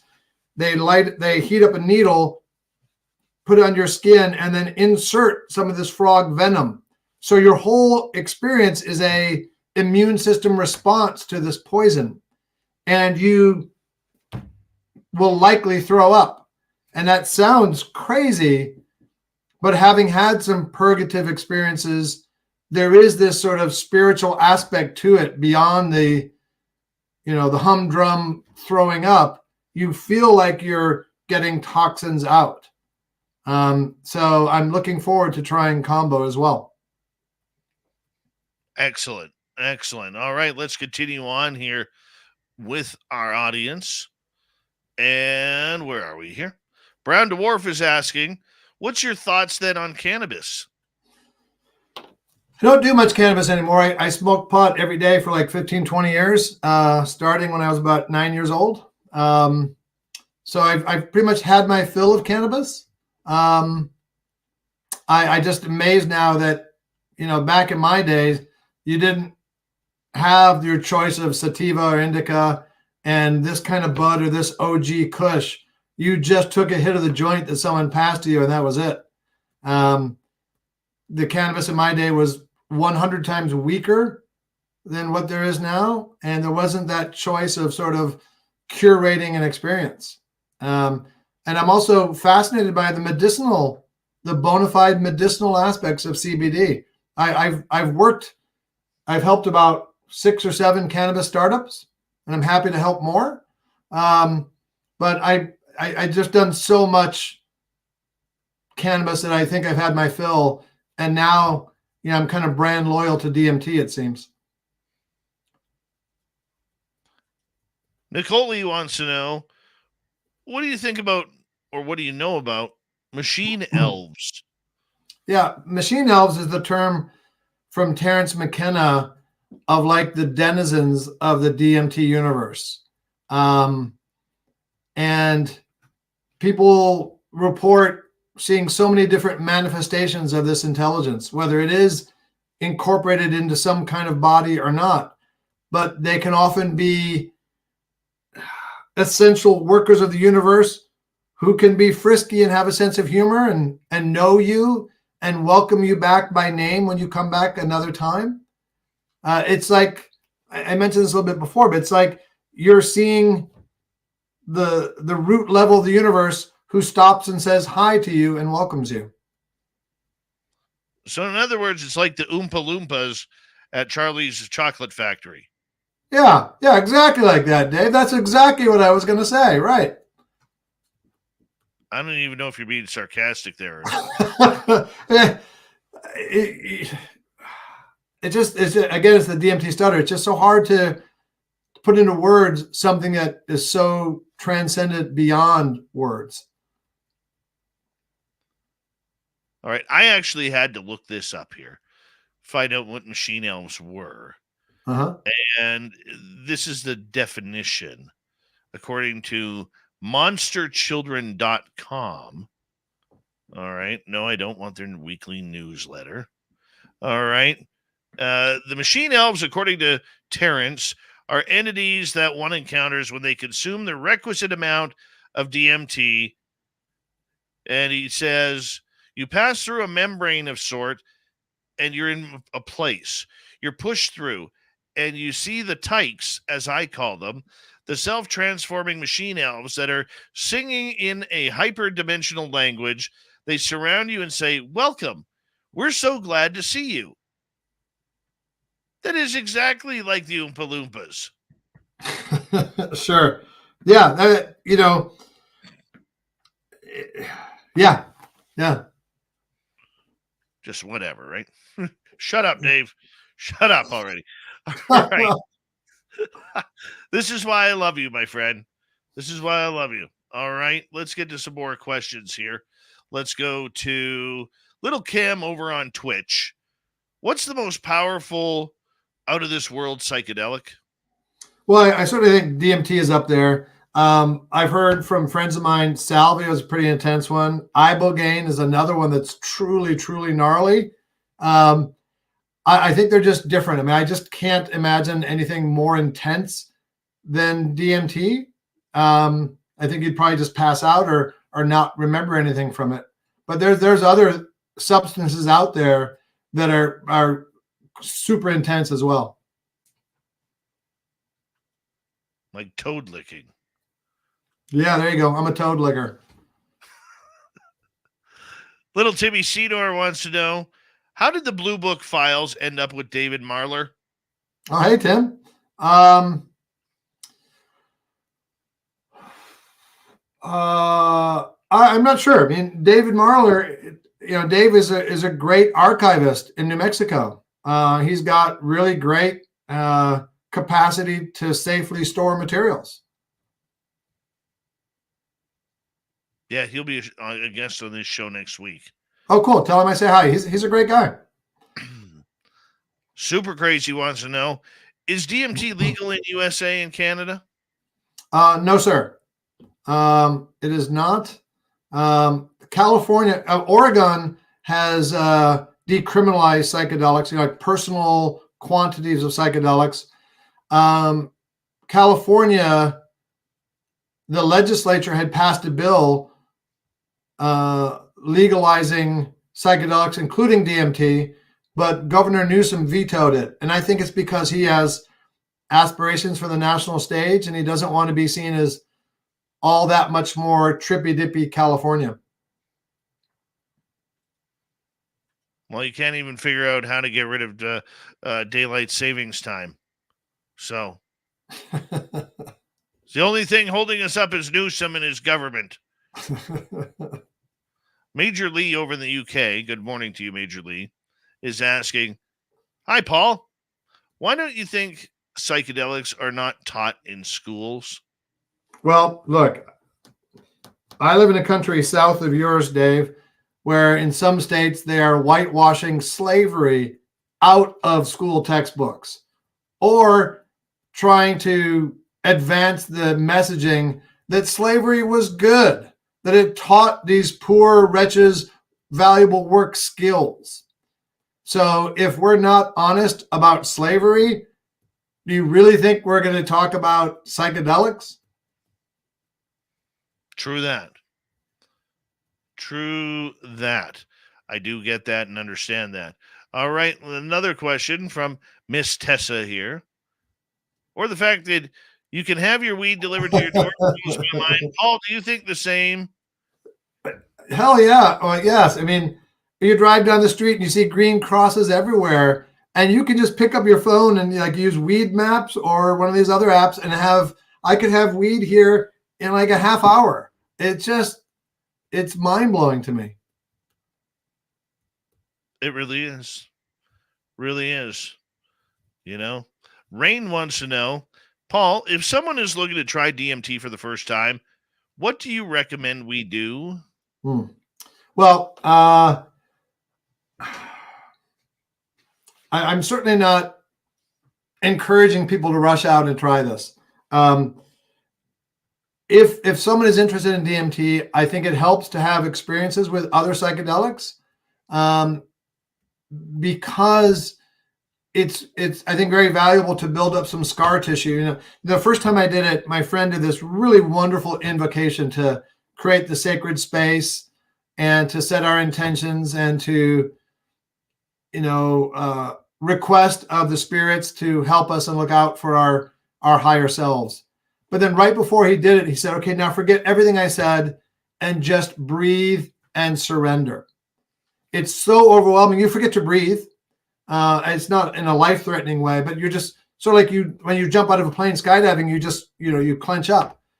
And a lot of people have a hard time letting go and being so out of control. And if you've done some psychedelics before, you'll have experience with sensations you can't control that come at you very fast and that you can sort of comfortably lean into. A technique I do is I just try to focus on having my palms up, which is my conscious signal that I'm letting myself go and wanting to lean into the experience to the very depths as much as I can.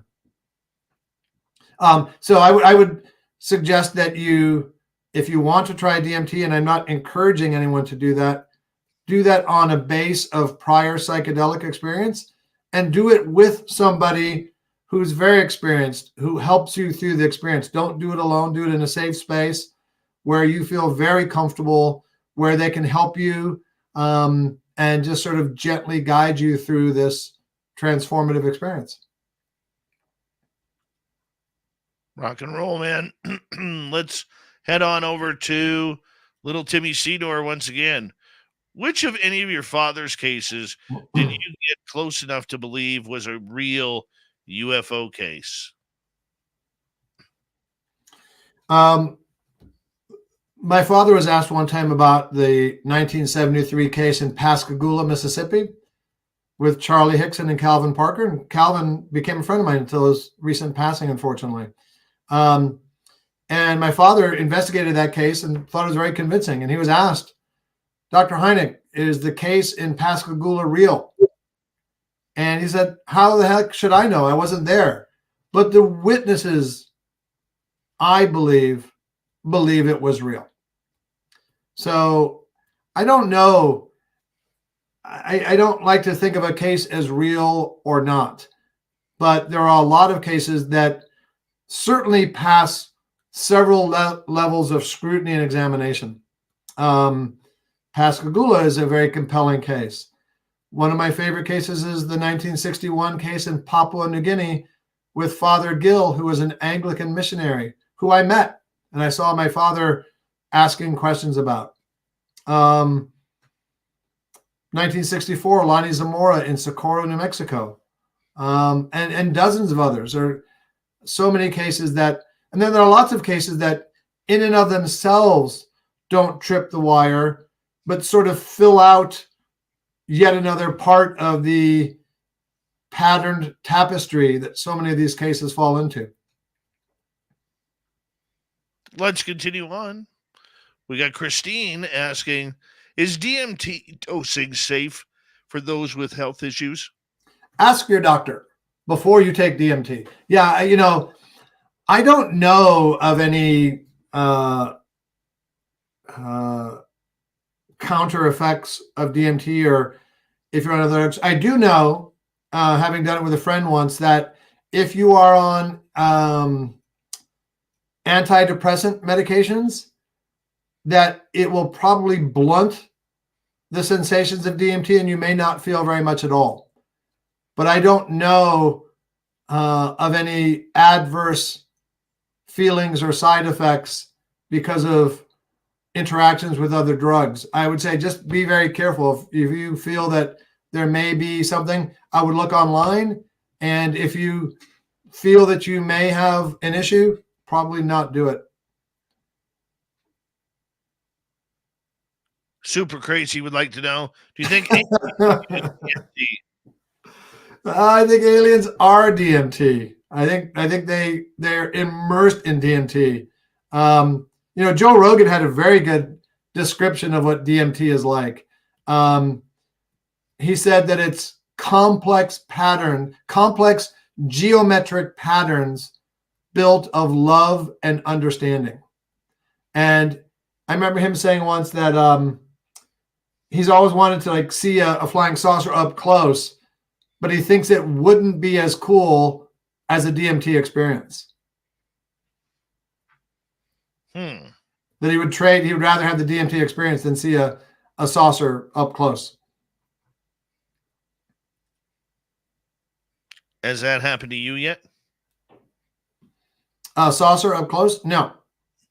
Well, maybe. I had a very strange dream, so I think I'm coming to think that might be. It's actually at the conference we were at. I mentioned that experience, and someone said, "Why don't you interpret that as a alien visitation?" And I thought, I just thought of it as a very strange dream, but it never felt like a dream, so it may have been. And there was an orb. What color? It was invisible. I just sort of knew where it was, but it was evil as well. It was terrifying. All right, let's continue on here. Here comes Shelley. Question, I want to have thoughts on communication amongst not only with us, but amongst different types of beings. Is this possible? I'm not sure I understand. Or she probably wants to know your thoughts on communication amongst not only with us as humans, but amongst the different types of ETs as well. Yeah, well, communication is very difficult. I think the movie Arrival was fascinating in how they addressed the idea of a fundamentally different type of language. So much of communications, it's not just words, but the cultural background you have and the motivation and the things that you understand, the assumptions that you make about the other party. So it's a very difficult thing to have an interface between two very different species, which is why for DMT, I think that's real. I think these machine elves are real and they can greet you and say hi, but it's hard. It's often very hard to have substantive conversations beyond that, at least for me. Do you mainly just take in the experience, kind of keep quiet and hush while it's going on? Yeah, and then it's nice to debrief with somebody who is very experienced, or who have perhaps made the substance and knows what goes on and is aware of the sort of spiritual environment in the room while you're doing it, like I was fortunate enough to have today. Okay. Do you believe then that everybody should try this, or is it still quite experimental where, take it at your own risk? I don't want to encourage people to try this. That's not appropriate for me to do. I think it's likely a key to understanding a core part of the universe. It's a valid research avenue, and indeed there are now studies going on in universities called DMTX where they have extended experiences, and they're trying to do real-time communications during DMT experiences and bring back objective proof of that reality. I think it's an unbelievable experience, but yeah, I'm not here to encourage people to try something like that. Okay, so you just mentioned a study going on. Yeah.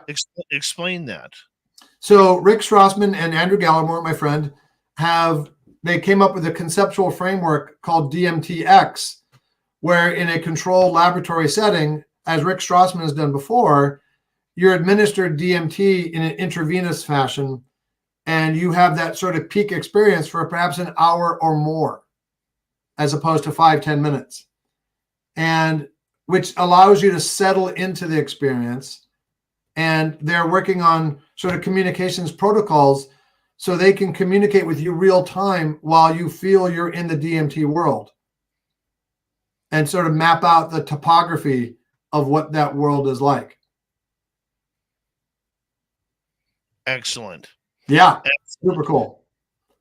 Okay, so is this something then with this study, or who are they trying to contact?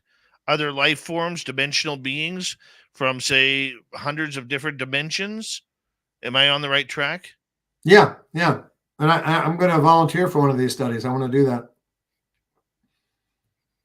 Wow. Oh, yeah. You're going to end up in the land of Pauly Shore. Wow, you went dark.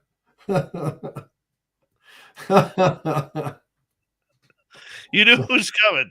And with 90 seconds to go, Paul. Yeah, you got that sort of last one in there, right? Nice. I'll give you a chance for a rebuttal. You're just sort of laying in the weeds there. Well, after hey, there's a question up there, Dave. If we get busted, will you bail us out? I almost got busted smuggling pot into Canada. That's all I'll say. Yeah. Isn't that weird how most of the states along the border have legalized pot? Canada has pot legalized, but you still can't bring it across the border. Yeah. Only politicians could make it like that. Right? All right, Paul, thank you so much for coming on Spaced Out Radio tonight. Merry Christmas to you. It is always a pleasure anytime I get the opportunity to chat with you, my friend.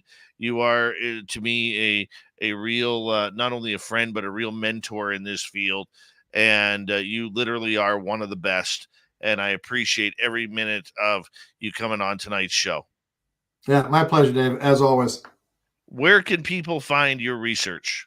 Such as it is, I don't know. That's a good question. I have a very anemic social media footprint. Don't have much about DMT up anywhere. So yeah, nowhere. Well, when you find somewhere to go, find your way back here, Paul. All right. We'll take you in. Paul Hynek, everybody. Coming up next, Steve Stockton from Among the Missing. Then we have the UFO report. We will talk to you all on the other side of this commercial break. Spaced Out Radio. We'll be right back with hour number 3 next.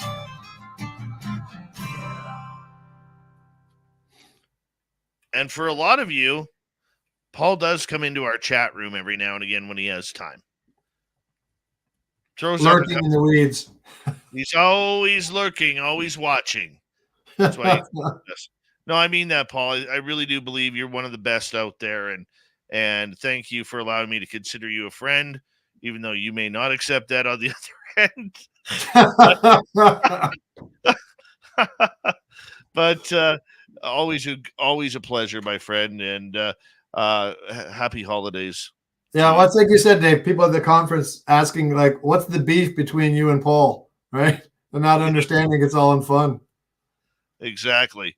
Anyways, thank you for being awesome. Yep, sure. Pleasure, Dave. Take care, Good night. man. Bye. Good night. All right. We'll be right back here, guys, in just a couple of minutes.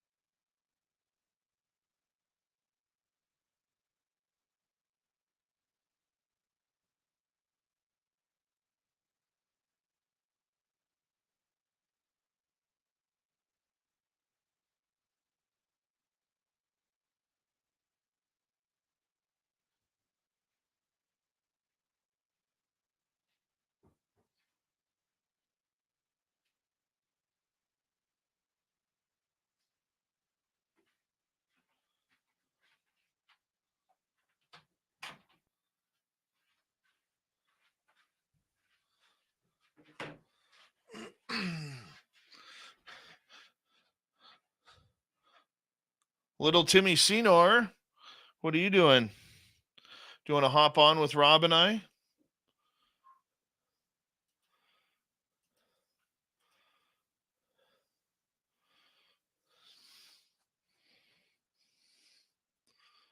Just for some old time's sake?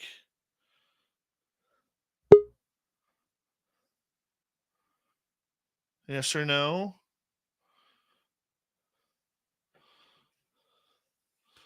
All right. I can do that.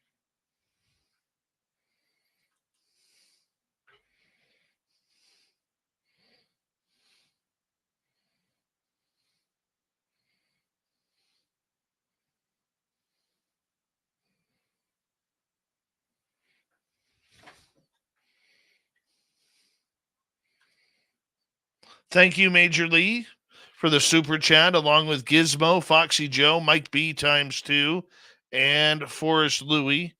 Very much appreciate the love, everybody. Thank you. And here we go with hour 3.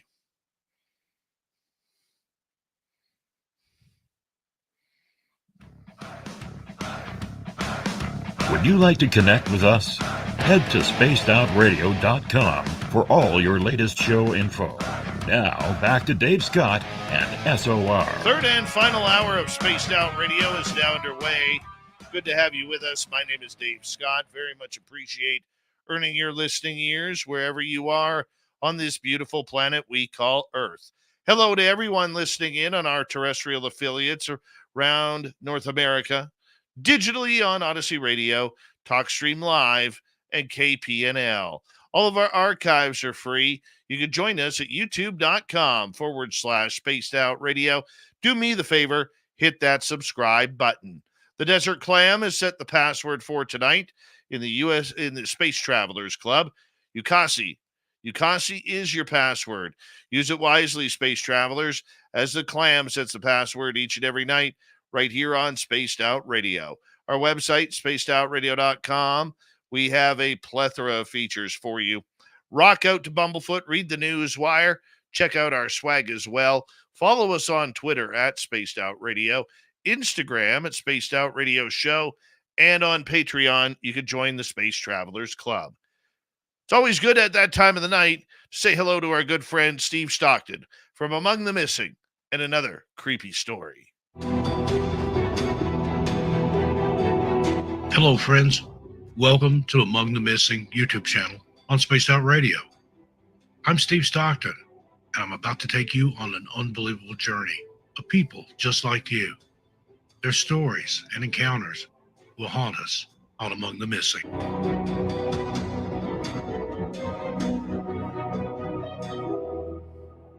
Hey, Steve. Hope this email finds you chilling and ready for some spooky stories. So here's the deal.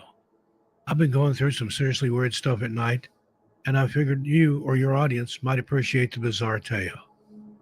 On a regular night, I'm out like a light after a day of high school chaos. But then I start waking up, or at least I think I am. Turns out my body's on vacation mode, but my mind is wide awake, playing hide and seek, if you will. And oh boy, it gets weirder. There's this pressure on my chest, like someone decided my rib cage is the comfiest spot in town. It's not just the immobility, it's the feeling that there is some invisible guest sitting on me, throwing a party on my bed without an invitation. Now, the first time it happened, I thought, okay, this is just some sort of freak incident. But nope, it soon became a nightly thing. It's like my body no longer belongs to me at night when I go to sleep. And hallucinations. I guess they're hallucinations.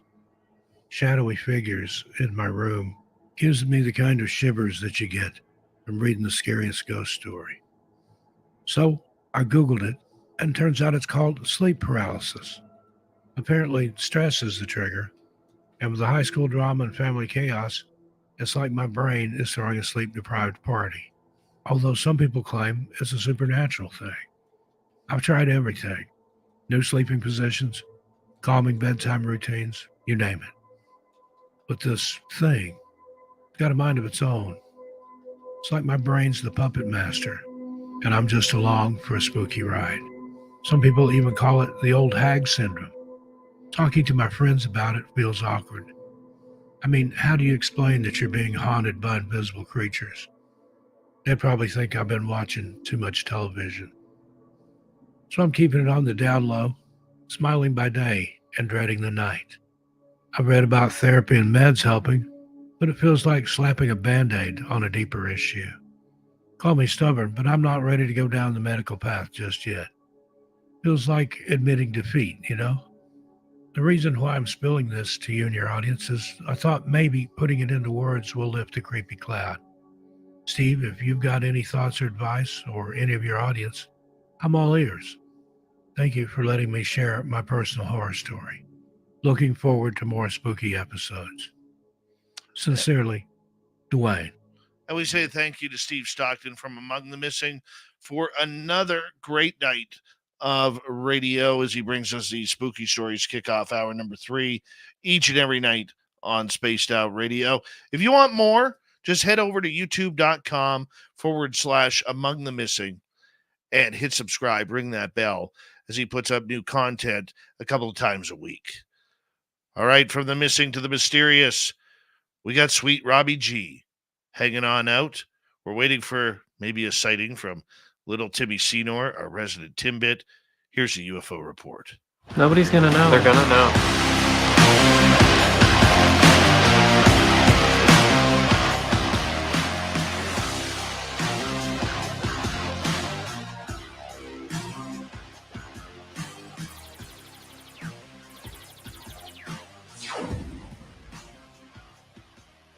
You know, we're going to have to replay that if Tim comes in. Oh yeah. I was hoping he was gonna be here for it. I was gonna sit back and watch the magic, but guess we'll get him in a minute. Well, if he does come in, he has the link to join us. If he does come in, we'll replay his theme music just to make sure that he knows that we still care. We still care. Exactly. How you doing here, Robbie G? Getting ready for a busy weekend? Oh man, you already know. After hours, we got Mr. Jim Goodall coming on this weekend. Should be pretty awesome. And yeah, can't wait. Big stuff this weekend. I got to do Christmas shopping in between hockey tournament games. Yeah. That part. What do we have? We have 10 days, right? Yeah. 9 shopping days. Yeah, not enough. I always save it to the end. This year's the worst I've ever been. Yeah. Just letting you know, this is the worst I've ever been. Oh, I'm the same way. Man, I'm procrastinating. Actually, this year I've done a little better. I actually got a lot of it out of the way. I'm shopping every day, but I'm usually that shot clock last second guy too. Yeah. I do want to let our audience know that the weekend because Christmas Eve is on the Sunday and Christmas is Monday. We will be playing replays on all of our networks for those days, just so that way we get to spend a little time with our family, and the same will be for New Year's as well. But don't fret if you're missing us on the radio side. You will be able to hear us. And if you are on the YouTube side, we will have a replay of shows so you could come in and chat with your fellow chatters and be with us there and have a good time with that. So we'll get everything set up for you so that way you're not missing out on any fun. And we want to make sure we're here for you as well. Rob, you know what? This whole UFO side seems to have gone a little bit quiet over the last couple of days. It's almost like we're seeing people, you know, kind of jockeying for what to do next after the real mess that we call the Schumer Amendment. Yeah, I think everybody's just going into holiday mode. You know, it's time to chill with the family. News, you would expect it to die down into Christmas. So I think that's just natural. I don't take anything from that. But I think it'll ramp right back up once they come back into session in the new year. Do you think it's just because we are getting closer to the Christmas break that all of a sudden we do see a little bit of a break here, that we are having people come on in and all of a sudden, speak aloud and then disappear just as quickly? Yeah, I mean, I think that's why there aren't any agendas being pushed really hard right now, because of this, just the fact that a lot of people are going to be paying attention. I wouldn't say distracted, but more involved in family things than being able to pay attention to this issue, even though it's the biggest issue in humanity's history. But still, it's family first, and then we can get back to UFOs. Yeah, I think that's it too. I mean, everybody's trying to jam everything in right now. I mean, we're still seeing reaction to the whole idea of how the world is now shifted. I mean, in your thoughts, what is Plan B?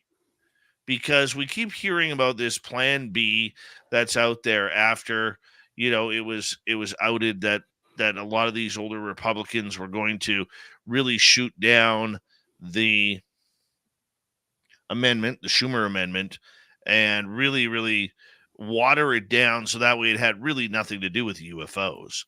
I mean, people are just still believing that this disclosure process is real and that it's out there. So if you were the one setting up the Plan B, which direction would you head to next? Oh, yeah, my Plan B has nothing to do with the any of these governments, Dave. So I mean, I don't know. I don't know if that's the best question, only because I would immediately move that over into the humanity experiencer realm, and some of the things that I have thought about doing, and I think other people should start doing in order to help bringing disclosure in, for the masses. But at the end of the day, I think 80% of the people out there agree that the government will just continue to drag their feet, kick the can down the road for years and years to come.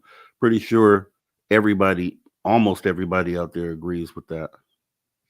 All right, here, hold on a second here. Hold on a second here. Nobody's gonna know. They're gonna know. There he is.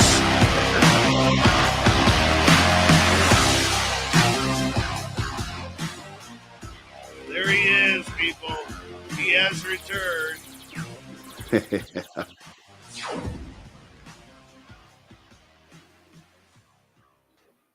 Little Timmy Senor, after a hiatus of a few weeks, thank you for joining us tonight. How you been, man? I've been good. It feels like not a day's gone by. You look fantastic, as always, both of you.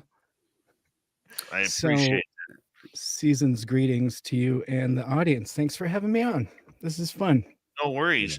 Courtney, I talked with Courtney Marcassani here, and she's made her way to Montana, to her home in Montana from Pittsburgh or not Pittsburgh, but Pennsylvania, after taking care of her mother. And I gave a little bit of this the other night. And Tim, weird stuff happens around my place. You've been here.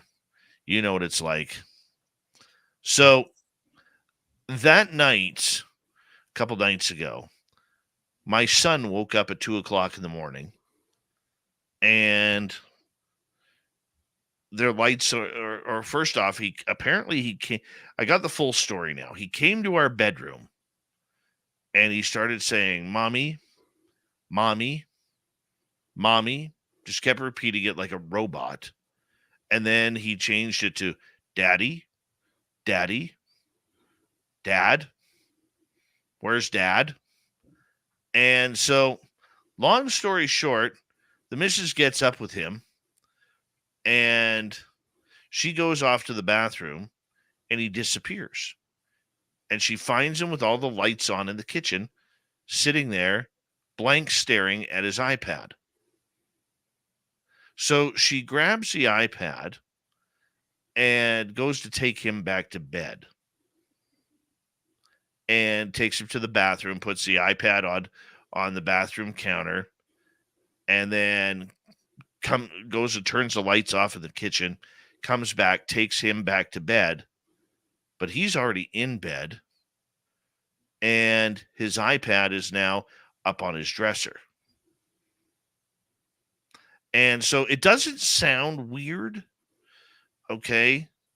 But the fact that my partner couldn't tell whether or not our son was sleeping or awake was quite strange, extremely lucid. But 3,500 miles away at the exact same time, Courtney is looking off into the bushes and getting freaked out behind her mother's house because there are multiple lights in the forest. They started off white. They turned to an orange street light type color, as they normally seem to. And it looked like they were moving closer, then further away, then closer, then further away.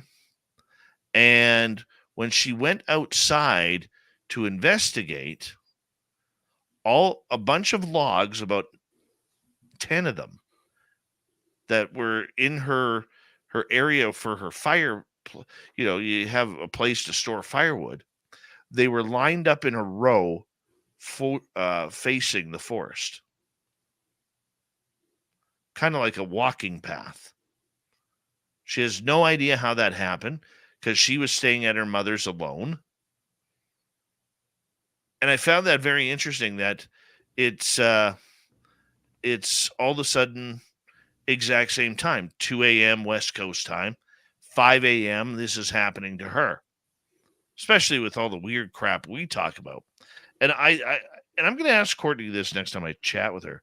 But when I talked to her the other day about it, she was actually tripping out, wondering how the hell this all ties together. And if it does tie together, that's the high strange part.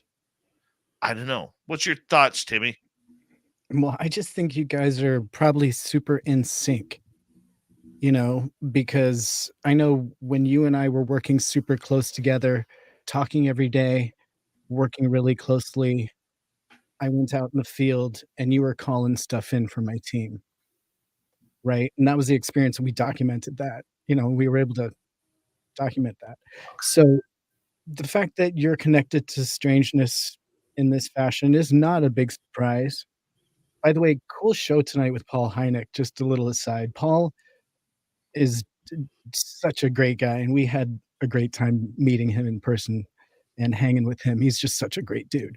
Anyway, sorry for the aside there, but had Not to funny, get.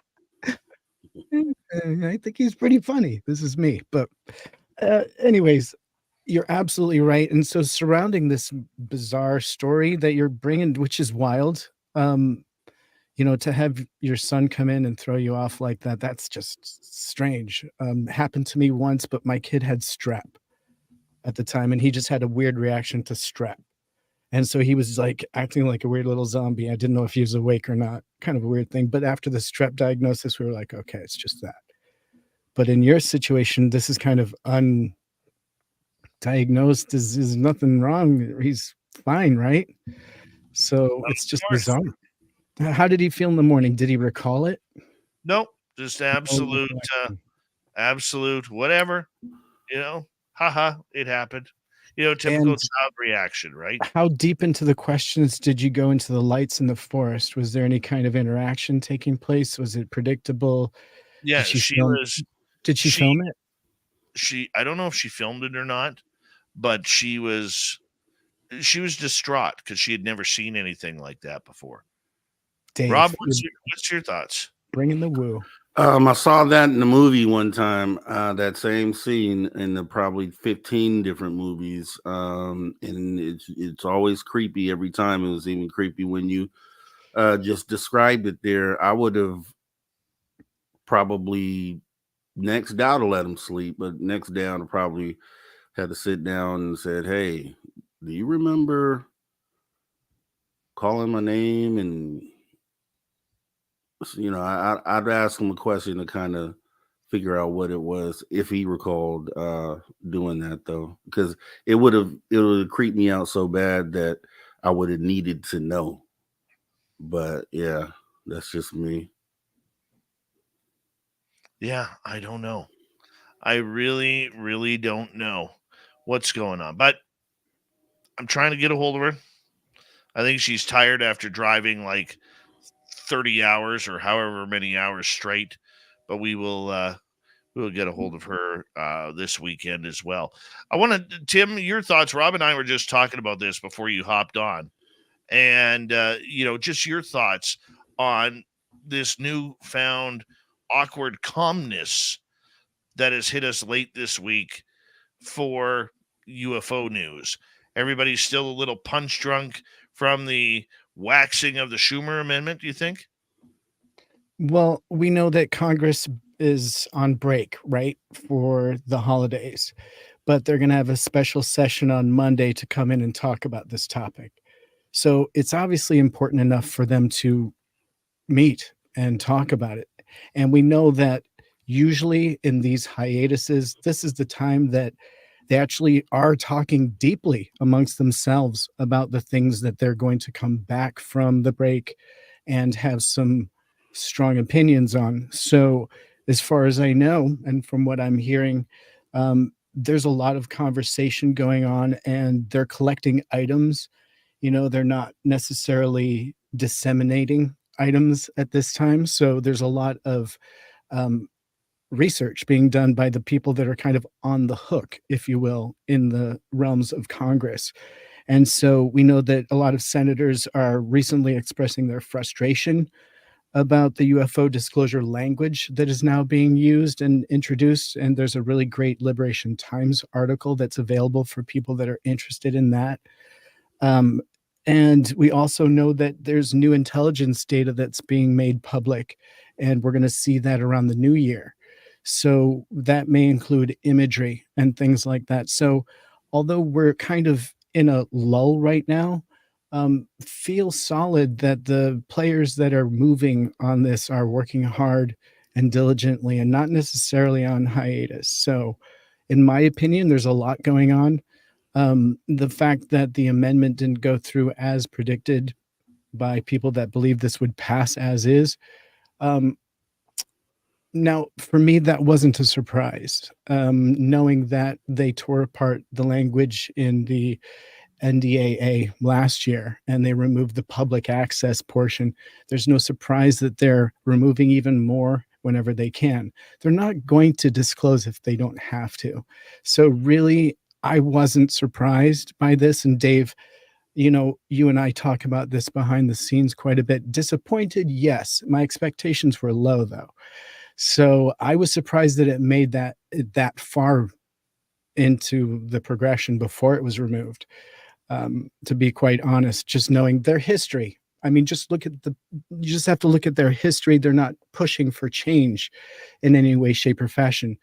Billions of dollars, let's face it, have been spent under the blanket of this topic. And that is what you talk about all the time on this show. So we shouldn't be surprised by this. Now, real scientists are looking into this topic. That's interesting. That's stuff we can sink our teeth into, and that's what we should talk about as much as possible. Do we think as we go to break here at the bottom of the hour, Rob, that maybe for the time being, while there is this congressional break, that a lot of the talks are going to be taken on behind the scenes with defense companies, with the military, with which direction to go now? I mean, there's a lot of different football teams in this game here that are really trying to set their positions up. Rob, hold your answer. We are going to come back on Spaced Out Radio in the final half hour of the UFO Report. Sweet Robbie G filling in for a vacationing Courtney Marcassani. Special guest Tim Senor, the resident Timbit, has returned for the last little bit here as well. We will be right back on the Mighty SOR.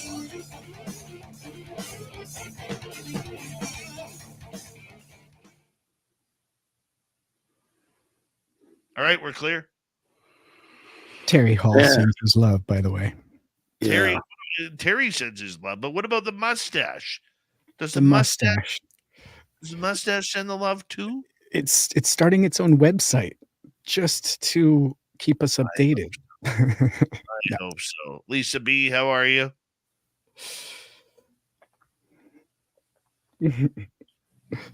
That's great. That's Yeah, great. good to see you, Tim. Good It's to see you, great to man. see you too. Good to I see mean, you. really is good to We see need you. to catch up too behind the scenes at some You point, my know it. friend.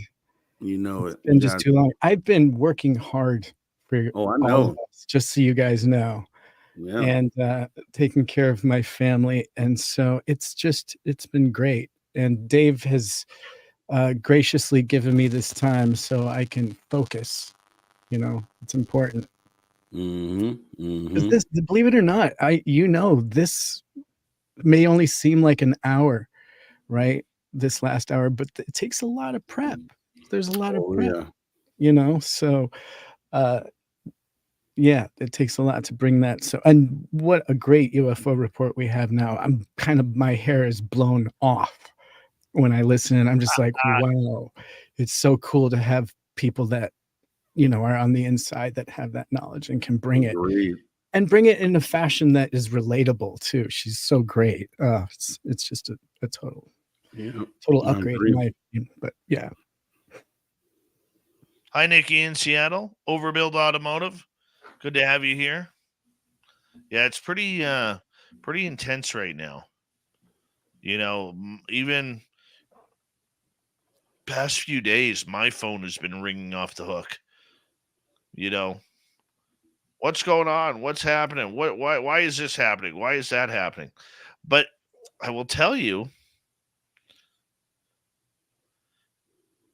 it's how can I put this? I got to be careful. There's like this UFO espionage going on, like minor league espionage. Who's got the machine going there? Like this UFO espionage going on behind the scenes where everybody's trying to pony up for information. Yeah. Yeah. It also kind of seems like there's an undercurrent of nonsense that is totally taking the topic off current course. We seemed like when Danny Sheehan came out at one point, he had a really clear focus, laid out the plan. Elizondo was in the wings, and then nothing. And now here we are, still kind of where we were a year ago. Yeah, Surprise. But a year ago, we didn't know who David Grush was. Oh, right. Well, it's still up in the air whether Grush is really going to move this forward or going to move us back, right? Because there's potential to move the UFO topic back into Wu land, where it'll never be taken seriously, right? Potentially, because there's that whole half of the media that is running with that half of the story.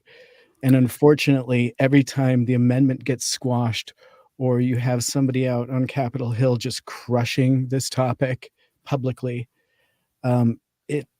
it sends us back, I think. And so to have these big, bold statements coming from Gary Nolan and Grush, it's almost putting the cart before the horse, like we weren't ready for that publicly, really.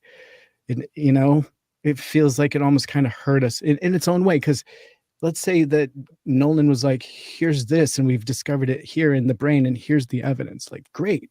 And it was definitely affected by this. That's evidentiary, a trail of evidence. It's not just in a paper, right? And let's take the example with Grush. He could point onto the map or say this person has firsthand. Now, supposedly he has firsthand evidence. Well, why didn't he say that publicly the first time? It's that undercurrent of nonsense. It makes it frustrating. But I think there's, it's much like Elizondo, though. I think there is a group that wants this to come out, okay? And they every now and again will clear him to say things. Okay, it happened to Elizondo. We're seeing it now happen with Grush. Mm-hmm. Yeah, but it feels like that's part of, on their terms, and it's only certain information. And if it was true, Hold on then one it would be second. secret. Thank you to Major Lee ×4, Mike B ×2, Foxy Joe, Gizmo, and Louie for the super chats tonight. Very much appreciate the love. Here we go, everybody.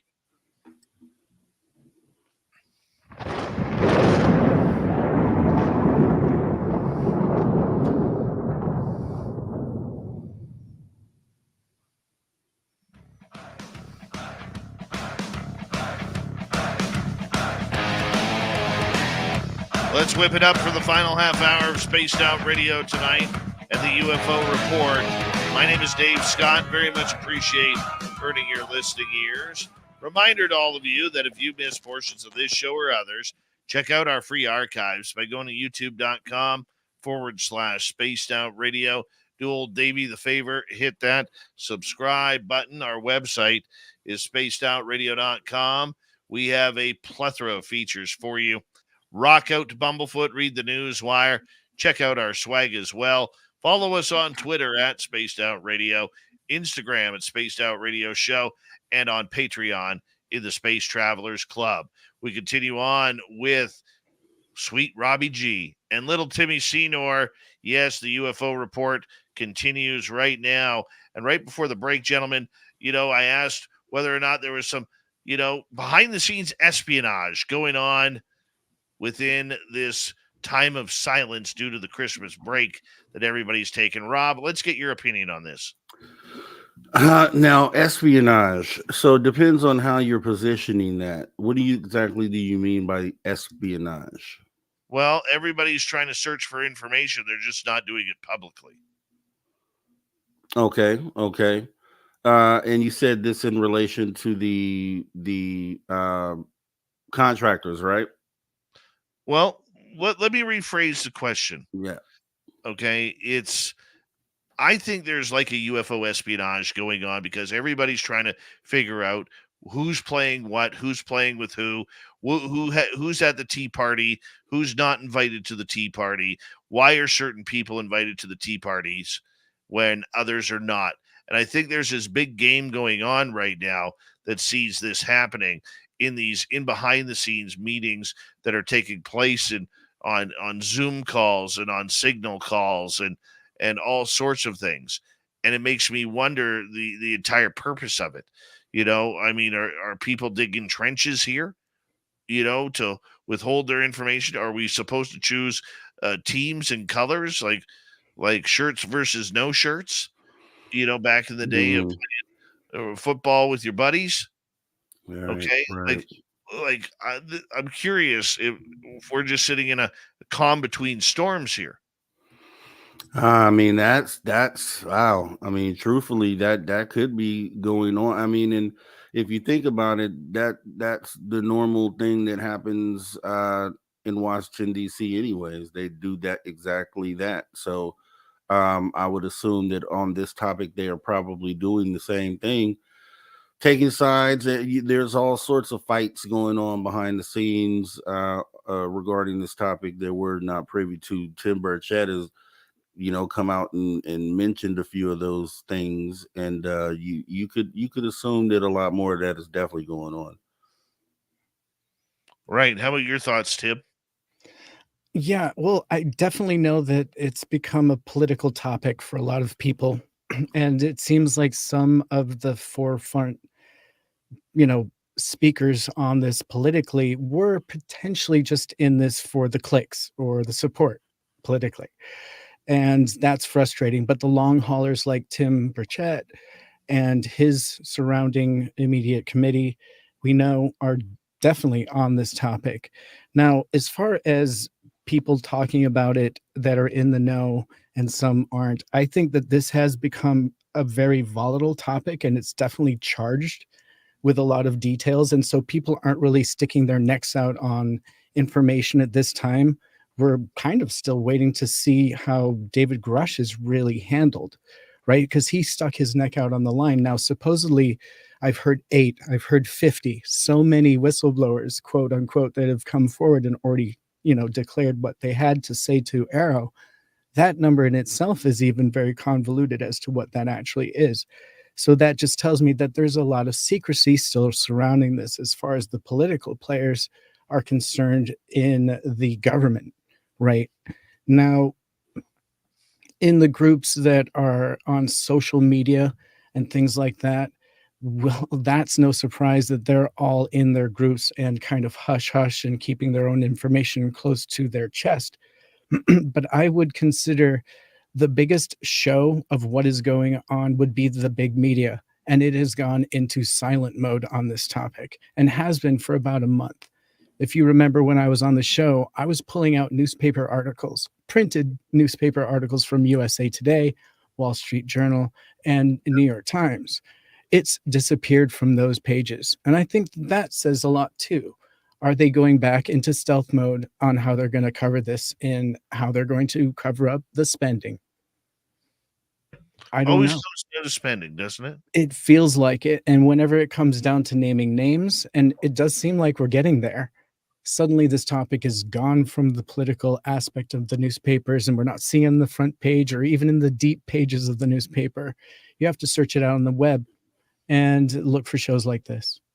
All right. David Crush recently in an interview said there will be a big reveal in 2024 that the whole world will find astonishing. What do we think that is? Rob? Dang. Okay. I mean, if that's coming from David Grush, wow. You'd have to wonder. I mean, if he had direct access to people who had direct access to the projects, it's mind-blowing to think what that could be. I mean, so what I will say is I think it holds more weight than one of those other guys out there, one of those other faces that you see, a Ross Coulthard or just someone else that says there's going to be something big coming down the pipeline. I think if it comes from Grush, then being the position that he held and the people that he spoke to, that it's probably going to be something pretty awesome. I can't wait to see what it is. Oh my gosh. What do you think, Tim? More than likely, I would guess, with an educated guess, kind of it's the pattern of what's been happening. The next logical thing would be to have a whistleblower from one of the, let's just call it a depository of some of the metamaterials from these downed vehicles. Perhaps we'll have a first-hand whistleblower that has had hands-on Northrop Grumman or Boeing, anyone, that has had some experience with the metamaterials themselves. I would assume that's coming next. Now, there's been whispers that Bob Lazar is somehow going to be important again. Now, I don't know what that means because what I just stated to you is literally what I heard, but who knows what that means. But, in the current temperature of things, maybe we're going to have a whistleblower with firsthand knowledge that can give us a description of what they worked on within their allowed terms. I would hope for something like that, and it seems that would be a predictable good gamble.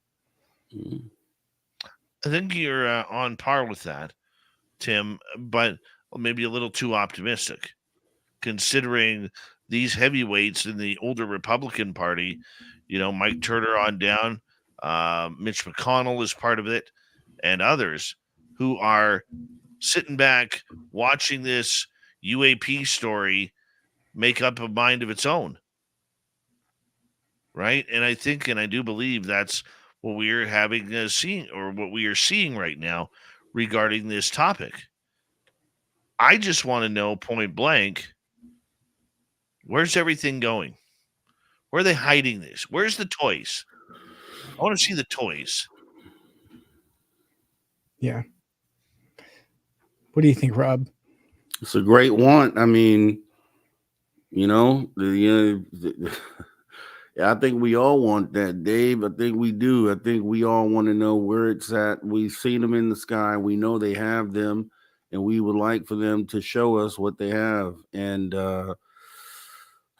it's just, there's a disconnect there because at the end of the day, They don't care what we want. Plain and simple. They don't care that we want to see these craft. They have them. They're looking at them. They know where they're at.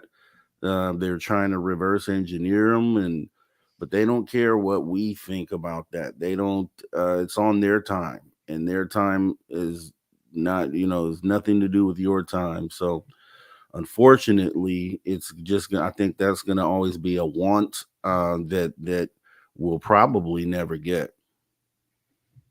Do you think it can be? Yeah, and I'm saying this as an agreement with you, but even with what Paul Hynek was saying tonight, Rob, he believes too that we're never going to see disclosure, true disclosure. We will get a confirmation,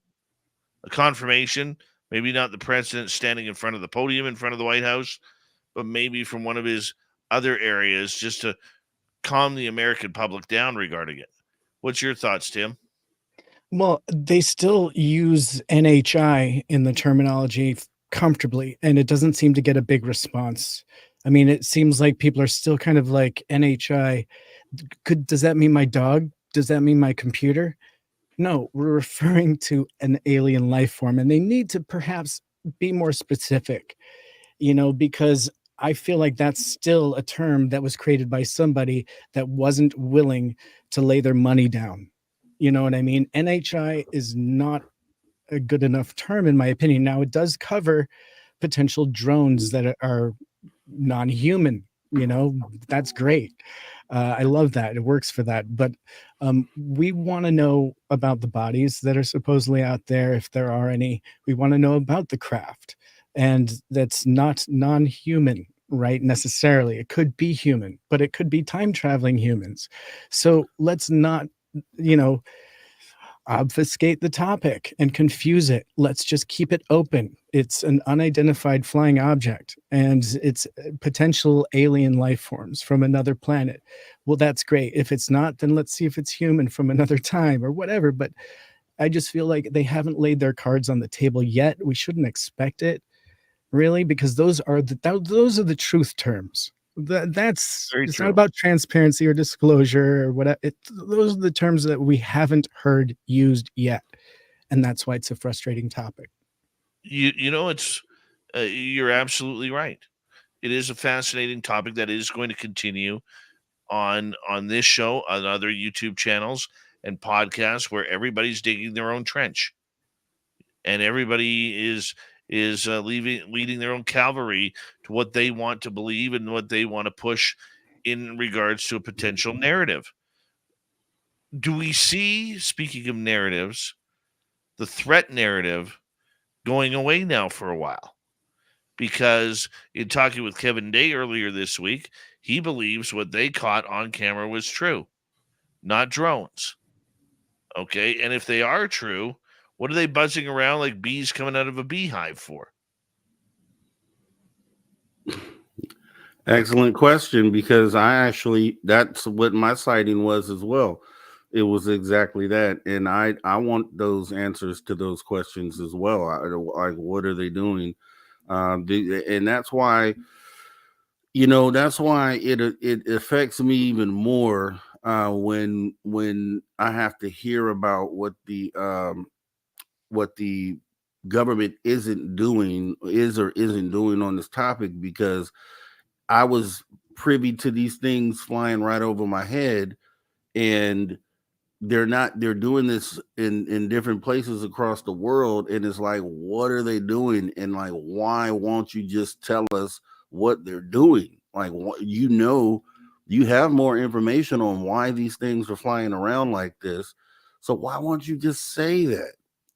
At least say it. At least say, okay, yeah, there's these things. We don't have any, but we've seen these things and we believe that this is what they're doing. At least give us that. But, that's what frustrates me, when it comes to, and the reason why Kevin Day probably, feels the way that he felt. And, he went through a whole thing because he was ridiculed for, him coming out and saying what he said. But yeah, it's very frustrating. I think they've definitely been pumping the brakes on the threat narrative, in my opinion. It seems to have gone to the back burner. They've got the ball on the court now, which Right. was kind of the plan with that, seems like. And the threat narrative has kind of gone to the wayside since Elizondo's gone quiet. That was kind of that team's baby, if you would, and so they successfully got this out into the public and into the headlines of the newspaper. And so the threat narrative, I think, has gone back a bit, because at this point, that would politically charge this topic to action, right? And I don't think that we wanted action. We're not trying to take them down. Now, they are taking UAP down in the form of balloons and things like that, but we don't want them taking down UFOs. Nobody wants that. I'm not asking for that. Let's not try it. Ultimately, it's been something that's gone on for so long. Why get involved now? One of the things, Tim, that I've heard from talking to a number of people this week about it is how many of the big names that we see, and big names who we would only know because they're behind the scenes, are really jumping on the Spaced Out Radio format here about UAP being man-made and UFOs being UFOs, and going back to that old term. I hate to bring it up again. No, but you're right too, because you made that distinction here on this show a while ago, and it's helped us, because really, even ball lightning can be in the UAP category. We're cool with that. UFO is the stuff we don't know. A UFO is something that we don't know. Okay, if it's a balloon, it's not a UFO. It's a UAP. And that can also be something phenomenal, because those balloons, some of them seem to operate without any kind of thrust. Some of them are doing some strange things. We've seen, some orbs. That's UAP, but it's probably tech, right? It's probably our tech. And it's probably awesome tech. Even some of these triangles, it's UAP. It's awesome tech. It's probably a drone. But there's a whole category that they'll never talk about, Dave, and that is UFO and aliens. Right? It's because it's not what they're talking about when they're talking about UAP. They have no intention of, talking about aliens and UFO craft when they're talking UAP. No. Totally different subject, it seems. By Rob doesn't agree. I love it. Rob, bring it. Well, and I've touched on this. So here's the UAP. Obviously, is a government term, and apparently they say that it's been being used for the last 50 years in different documents, but it's really been brought out as truthfully a way to distract. Because I'll give you the timeline, and this is a 2023 wrap up anyway. So back in January, if you remember, we had a UAP report that was supposed to come out in October, but it didn't get released until January. So we were waiting, pins and needles, took the air out of disclosure last year, killed the momentum. So we get to January, we finally get the report. The report says, after redacting which the shapes were, it wanted to mention balloon-like entities. Okay, so we get that this is where it starts. Balloon-like entities. Everybody's like, okay, well, wow, this is new. And then 3 weeks later, we get a Chinese spy balloon grandstanded on global TV across the world as the United States shoots this thing out of the sky. And then they refer to these things as being UAPs. So it was, in my eyes, this was the way this started out, was to or to take the part of the public that didn't realize or that UFOs were real, and we're kind of coming into the story that, hey, no, UFOs are these things called UAPs, and look, UAPs are balloons like what you're seeing here, and this is you could see it clear as day that this is how it was laid out. And then finally, and they pretty much have been leaning more on that. So now most of the public who isn't in our circle, it was led to believe that UAP are things like spy balloons and things that aren't UFOs. So that term was brought in to confuse to confuse the general public. We knew these were UFOs from the beginning. The things that we know are UFOs, we knew that those are balloons, right? So, but the people out there that haven't come in yet and are kind of just tuning in, for them, it's like, okay, there's no story here. what these guys are seeing are these balloons. Okay, there's no story here. Let's move on. That But was the play. don't you think they were assigning threat then to UAP because they took those balloons down? Exactly. Yeah. And they technically could be a threat because, yeah, one of those balloons could carry some sort of payload and definitely be a threat in flying over the United States the way that it did. But it was an obvious play to do exactly what it's done. And you see now that now we have to make a statement about let's differentiate UFOs and UAP. It was never part of the conversation until they injected it into the conversation, and it was strategically done, starting with that UAP report in January. I'm telling you, you go back and look, it's exactly what you'll see. I'm not sure if we just agreed. I think we agreed. I think we agreed on that. Yeah, I like that. Because That's awesome. we've talked about this before earlier in the year. Indeed. I love what you're bringing. That all made sense to me. Dave, what are your thoughts? My thoughts are that we need to start wrapping up this show. Yeah. Hard to believe I it's guess so, huh? that quickly, guys. Time And it flies when you're having fun. I think that next week there could be some UFO news coming out, and then we're going to be pretty quiet and pretty tame, probably until after January 1st, that's when we're going to see all of a sudden everybody start positioning themselves like a chessboard again. And what that means, I have no idea, but I'm interested to find out. And I'm sure all of you are as well. Tim Cedar, little Tim Bits, thank you for jumping back on with us on this night. And sweet Robbie G, you've done a great job in filling in for the vacationing Courtney Marcassani. And then, of course, we recommend everybody head on over to After Hours on our YouTube channel to watch Rob on Saturdays and Sunday nights. Does an incredible job with his show, and it makes it a lot of fun as well. We got Mr. Ron Bumblefoot Thal rocking in the background with Little Brother Is Watching. Bumblefoot is the official music of Spaced Out Radio, rocking us in and out of every single show. Get your horns up for the guitar god himself. Special thanks to everybody listening in at work, at home, in your cars, wherever you may be. Thank you to everyone in our chat rooms tonight. YouTube, Twitch, LGAP, Facebook, Spreaker, LinkedIn, the Space Travelers Club, and on Twitter at hashtag Spaced Out Radio.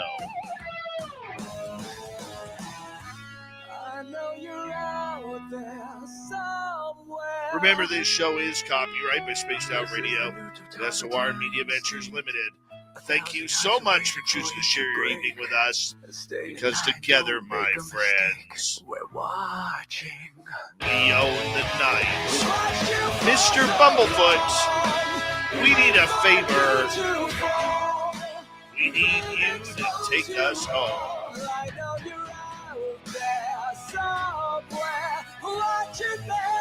Yes, the Woo Train has docked for the night. But soon, my friends, we shall ride again. Your seats are always available. Your tickets never expire. And if you want to bring a friend, we've got room for them too. Good night.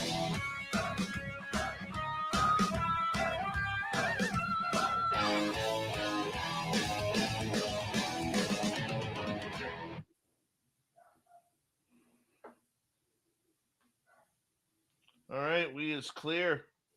Good. You brought in the heated part at the end. I'm like, oh, we're running out of time. I wanted to get Tim's spin on that. Well, little TBC or, he strikes and then he strikes again, know? Yeah. We got to put together the New Year's panel. So are you coming on that night or? On New Year's Eve? New Year's Eve, yeah. Probably not. Okay, we got to get a panel together of special I'll help guests. you with that. Okay. Yeah, I'll help you with that. Don't worry about that. Yeah. Should be awesome. Can't wait. We're going to bring in the new year. We're going to ring in the New Year's on After Hours. You are a ringer. Yeah, it's going to be epic. For sure. I have to get going here a little bit early tonight because I need to get up early, not only for work, but to get my son to hockey. So I do apologize to our listeners because I know you guys love hanging around here and being a part of everything, but I'm not going to edit this show until tomorrow at least. So I'm going to call it for the night. I apologize. Rob, once again, thank you for playing hero for us. Appreciate you, brother, my brother.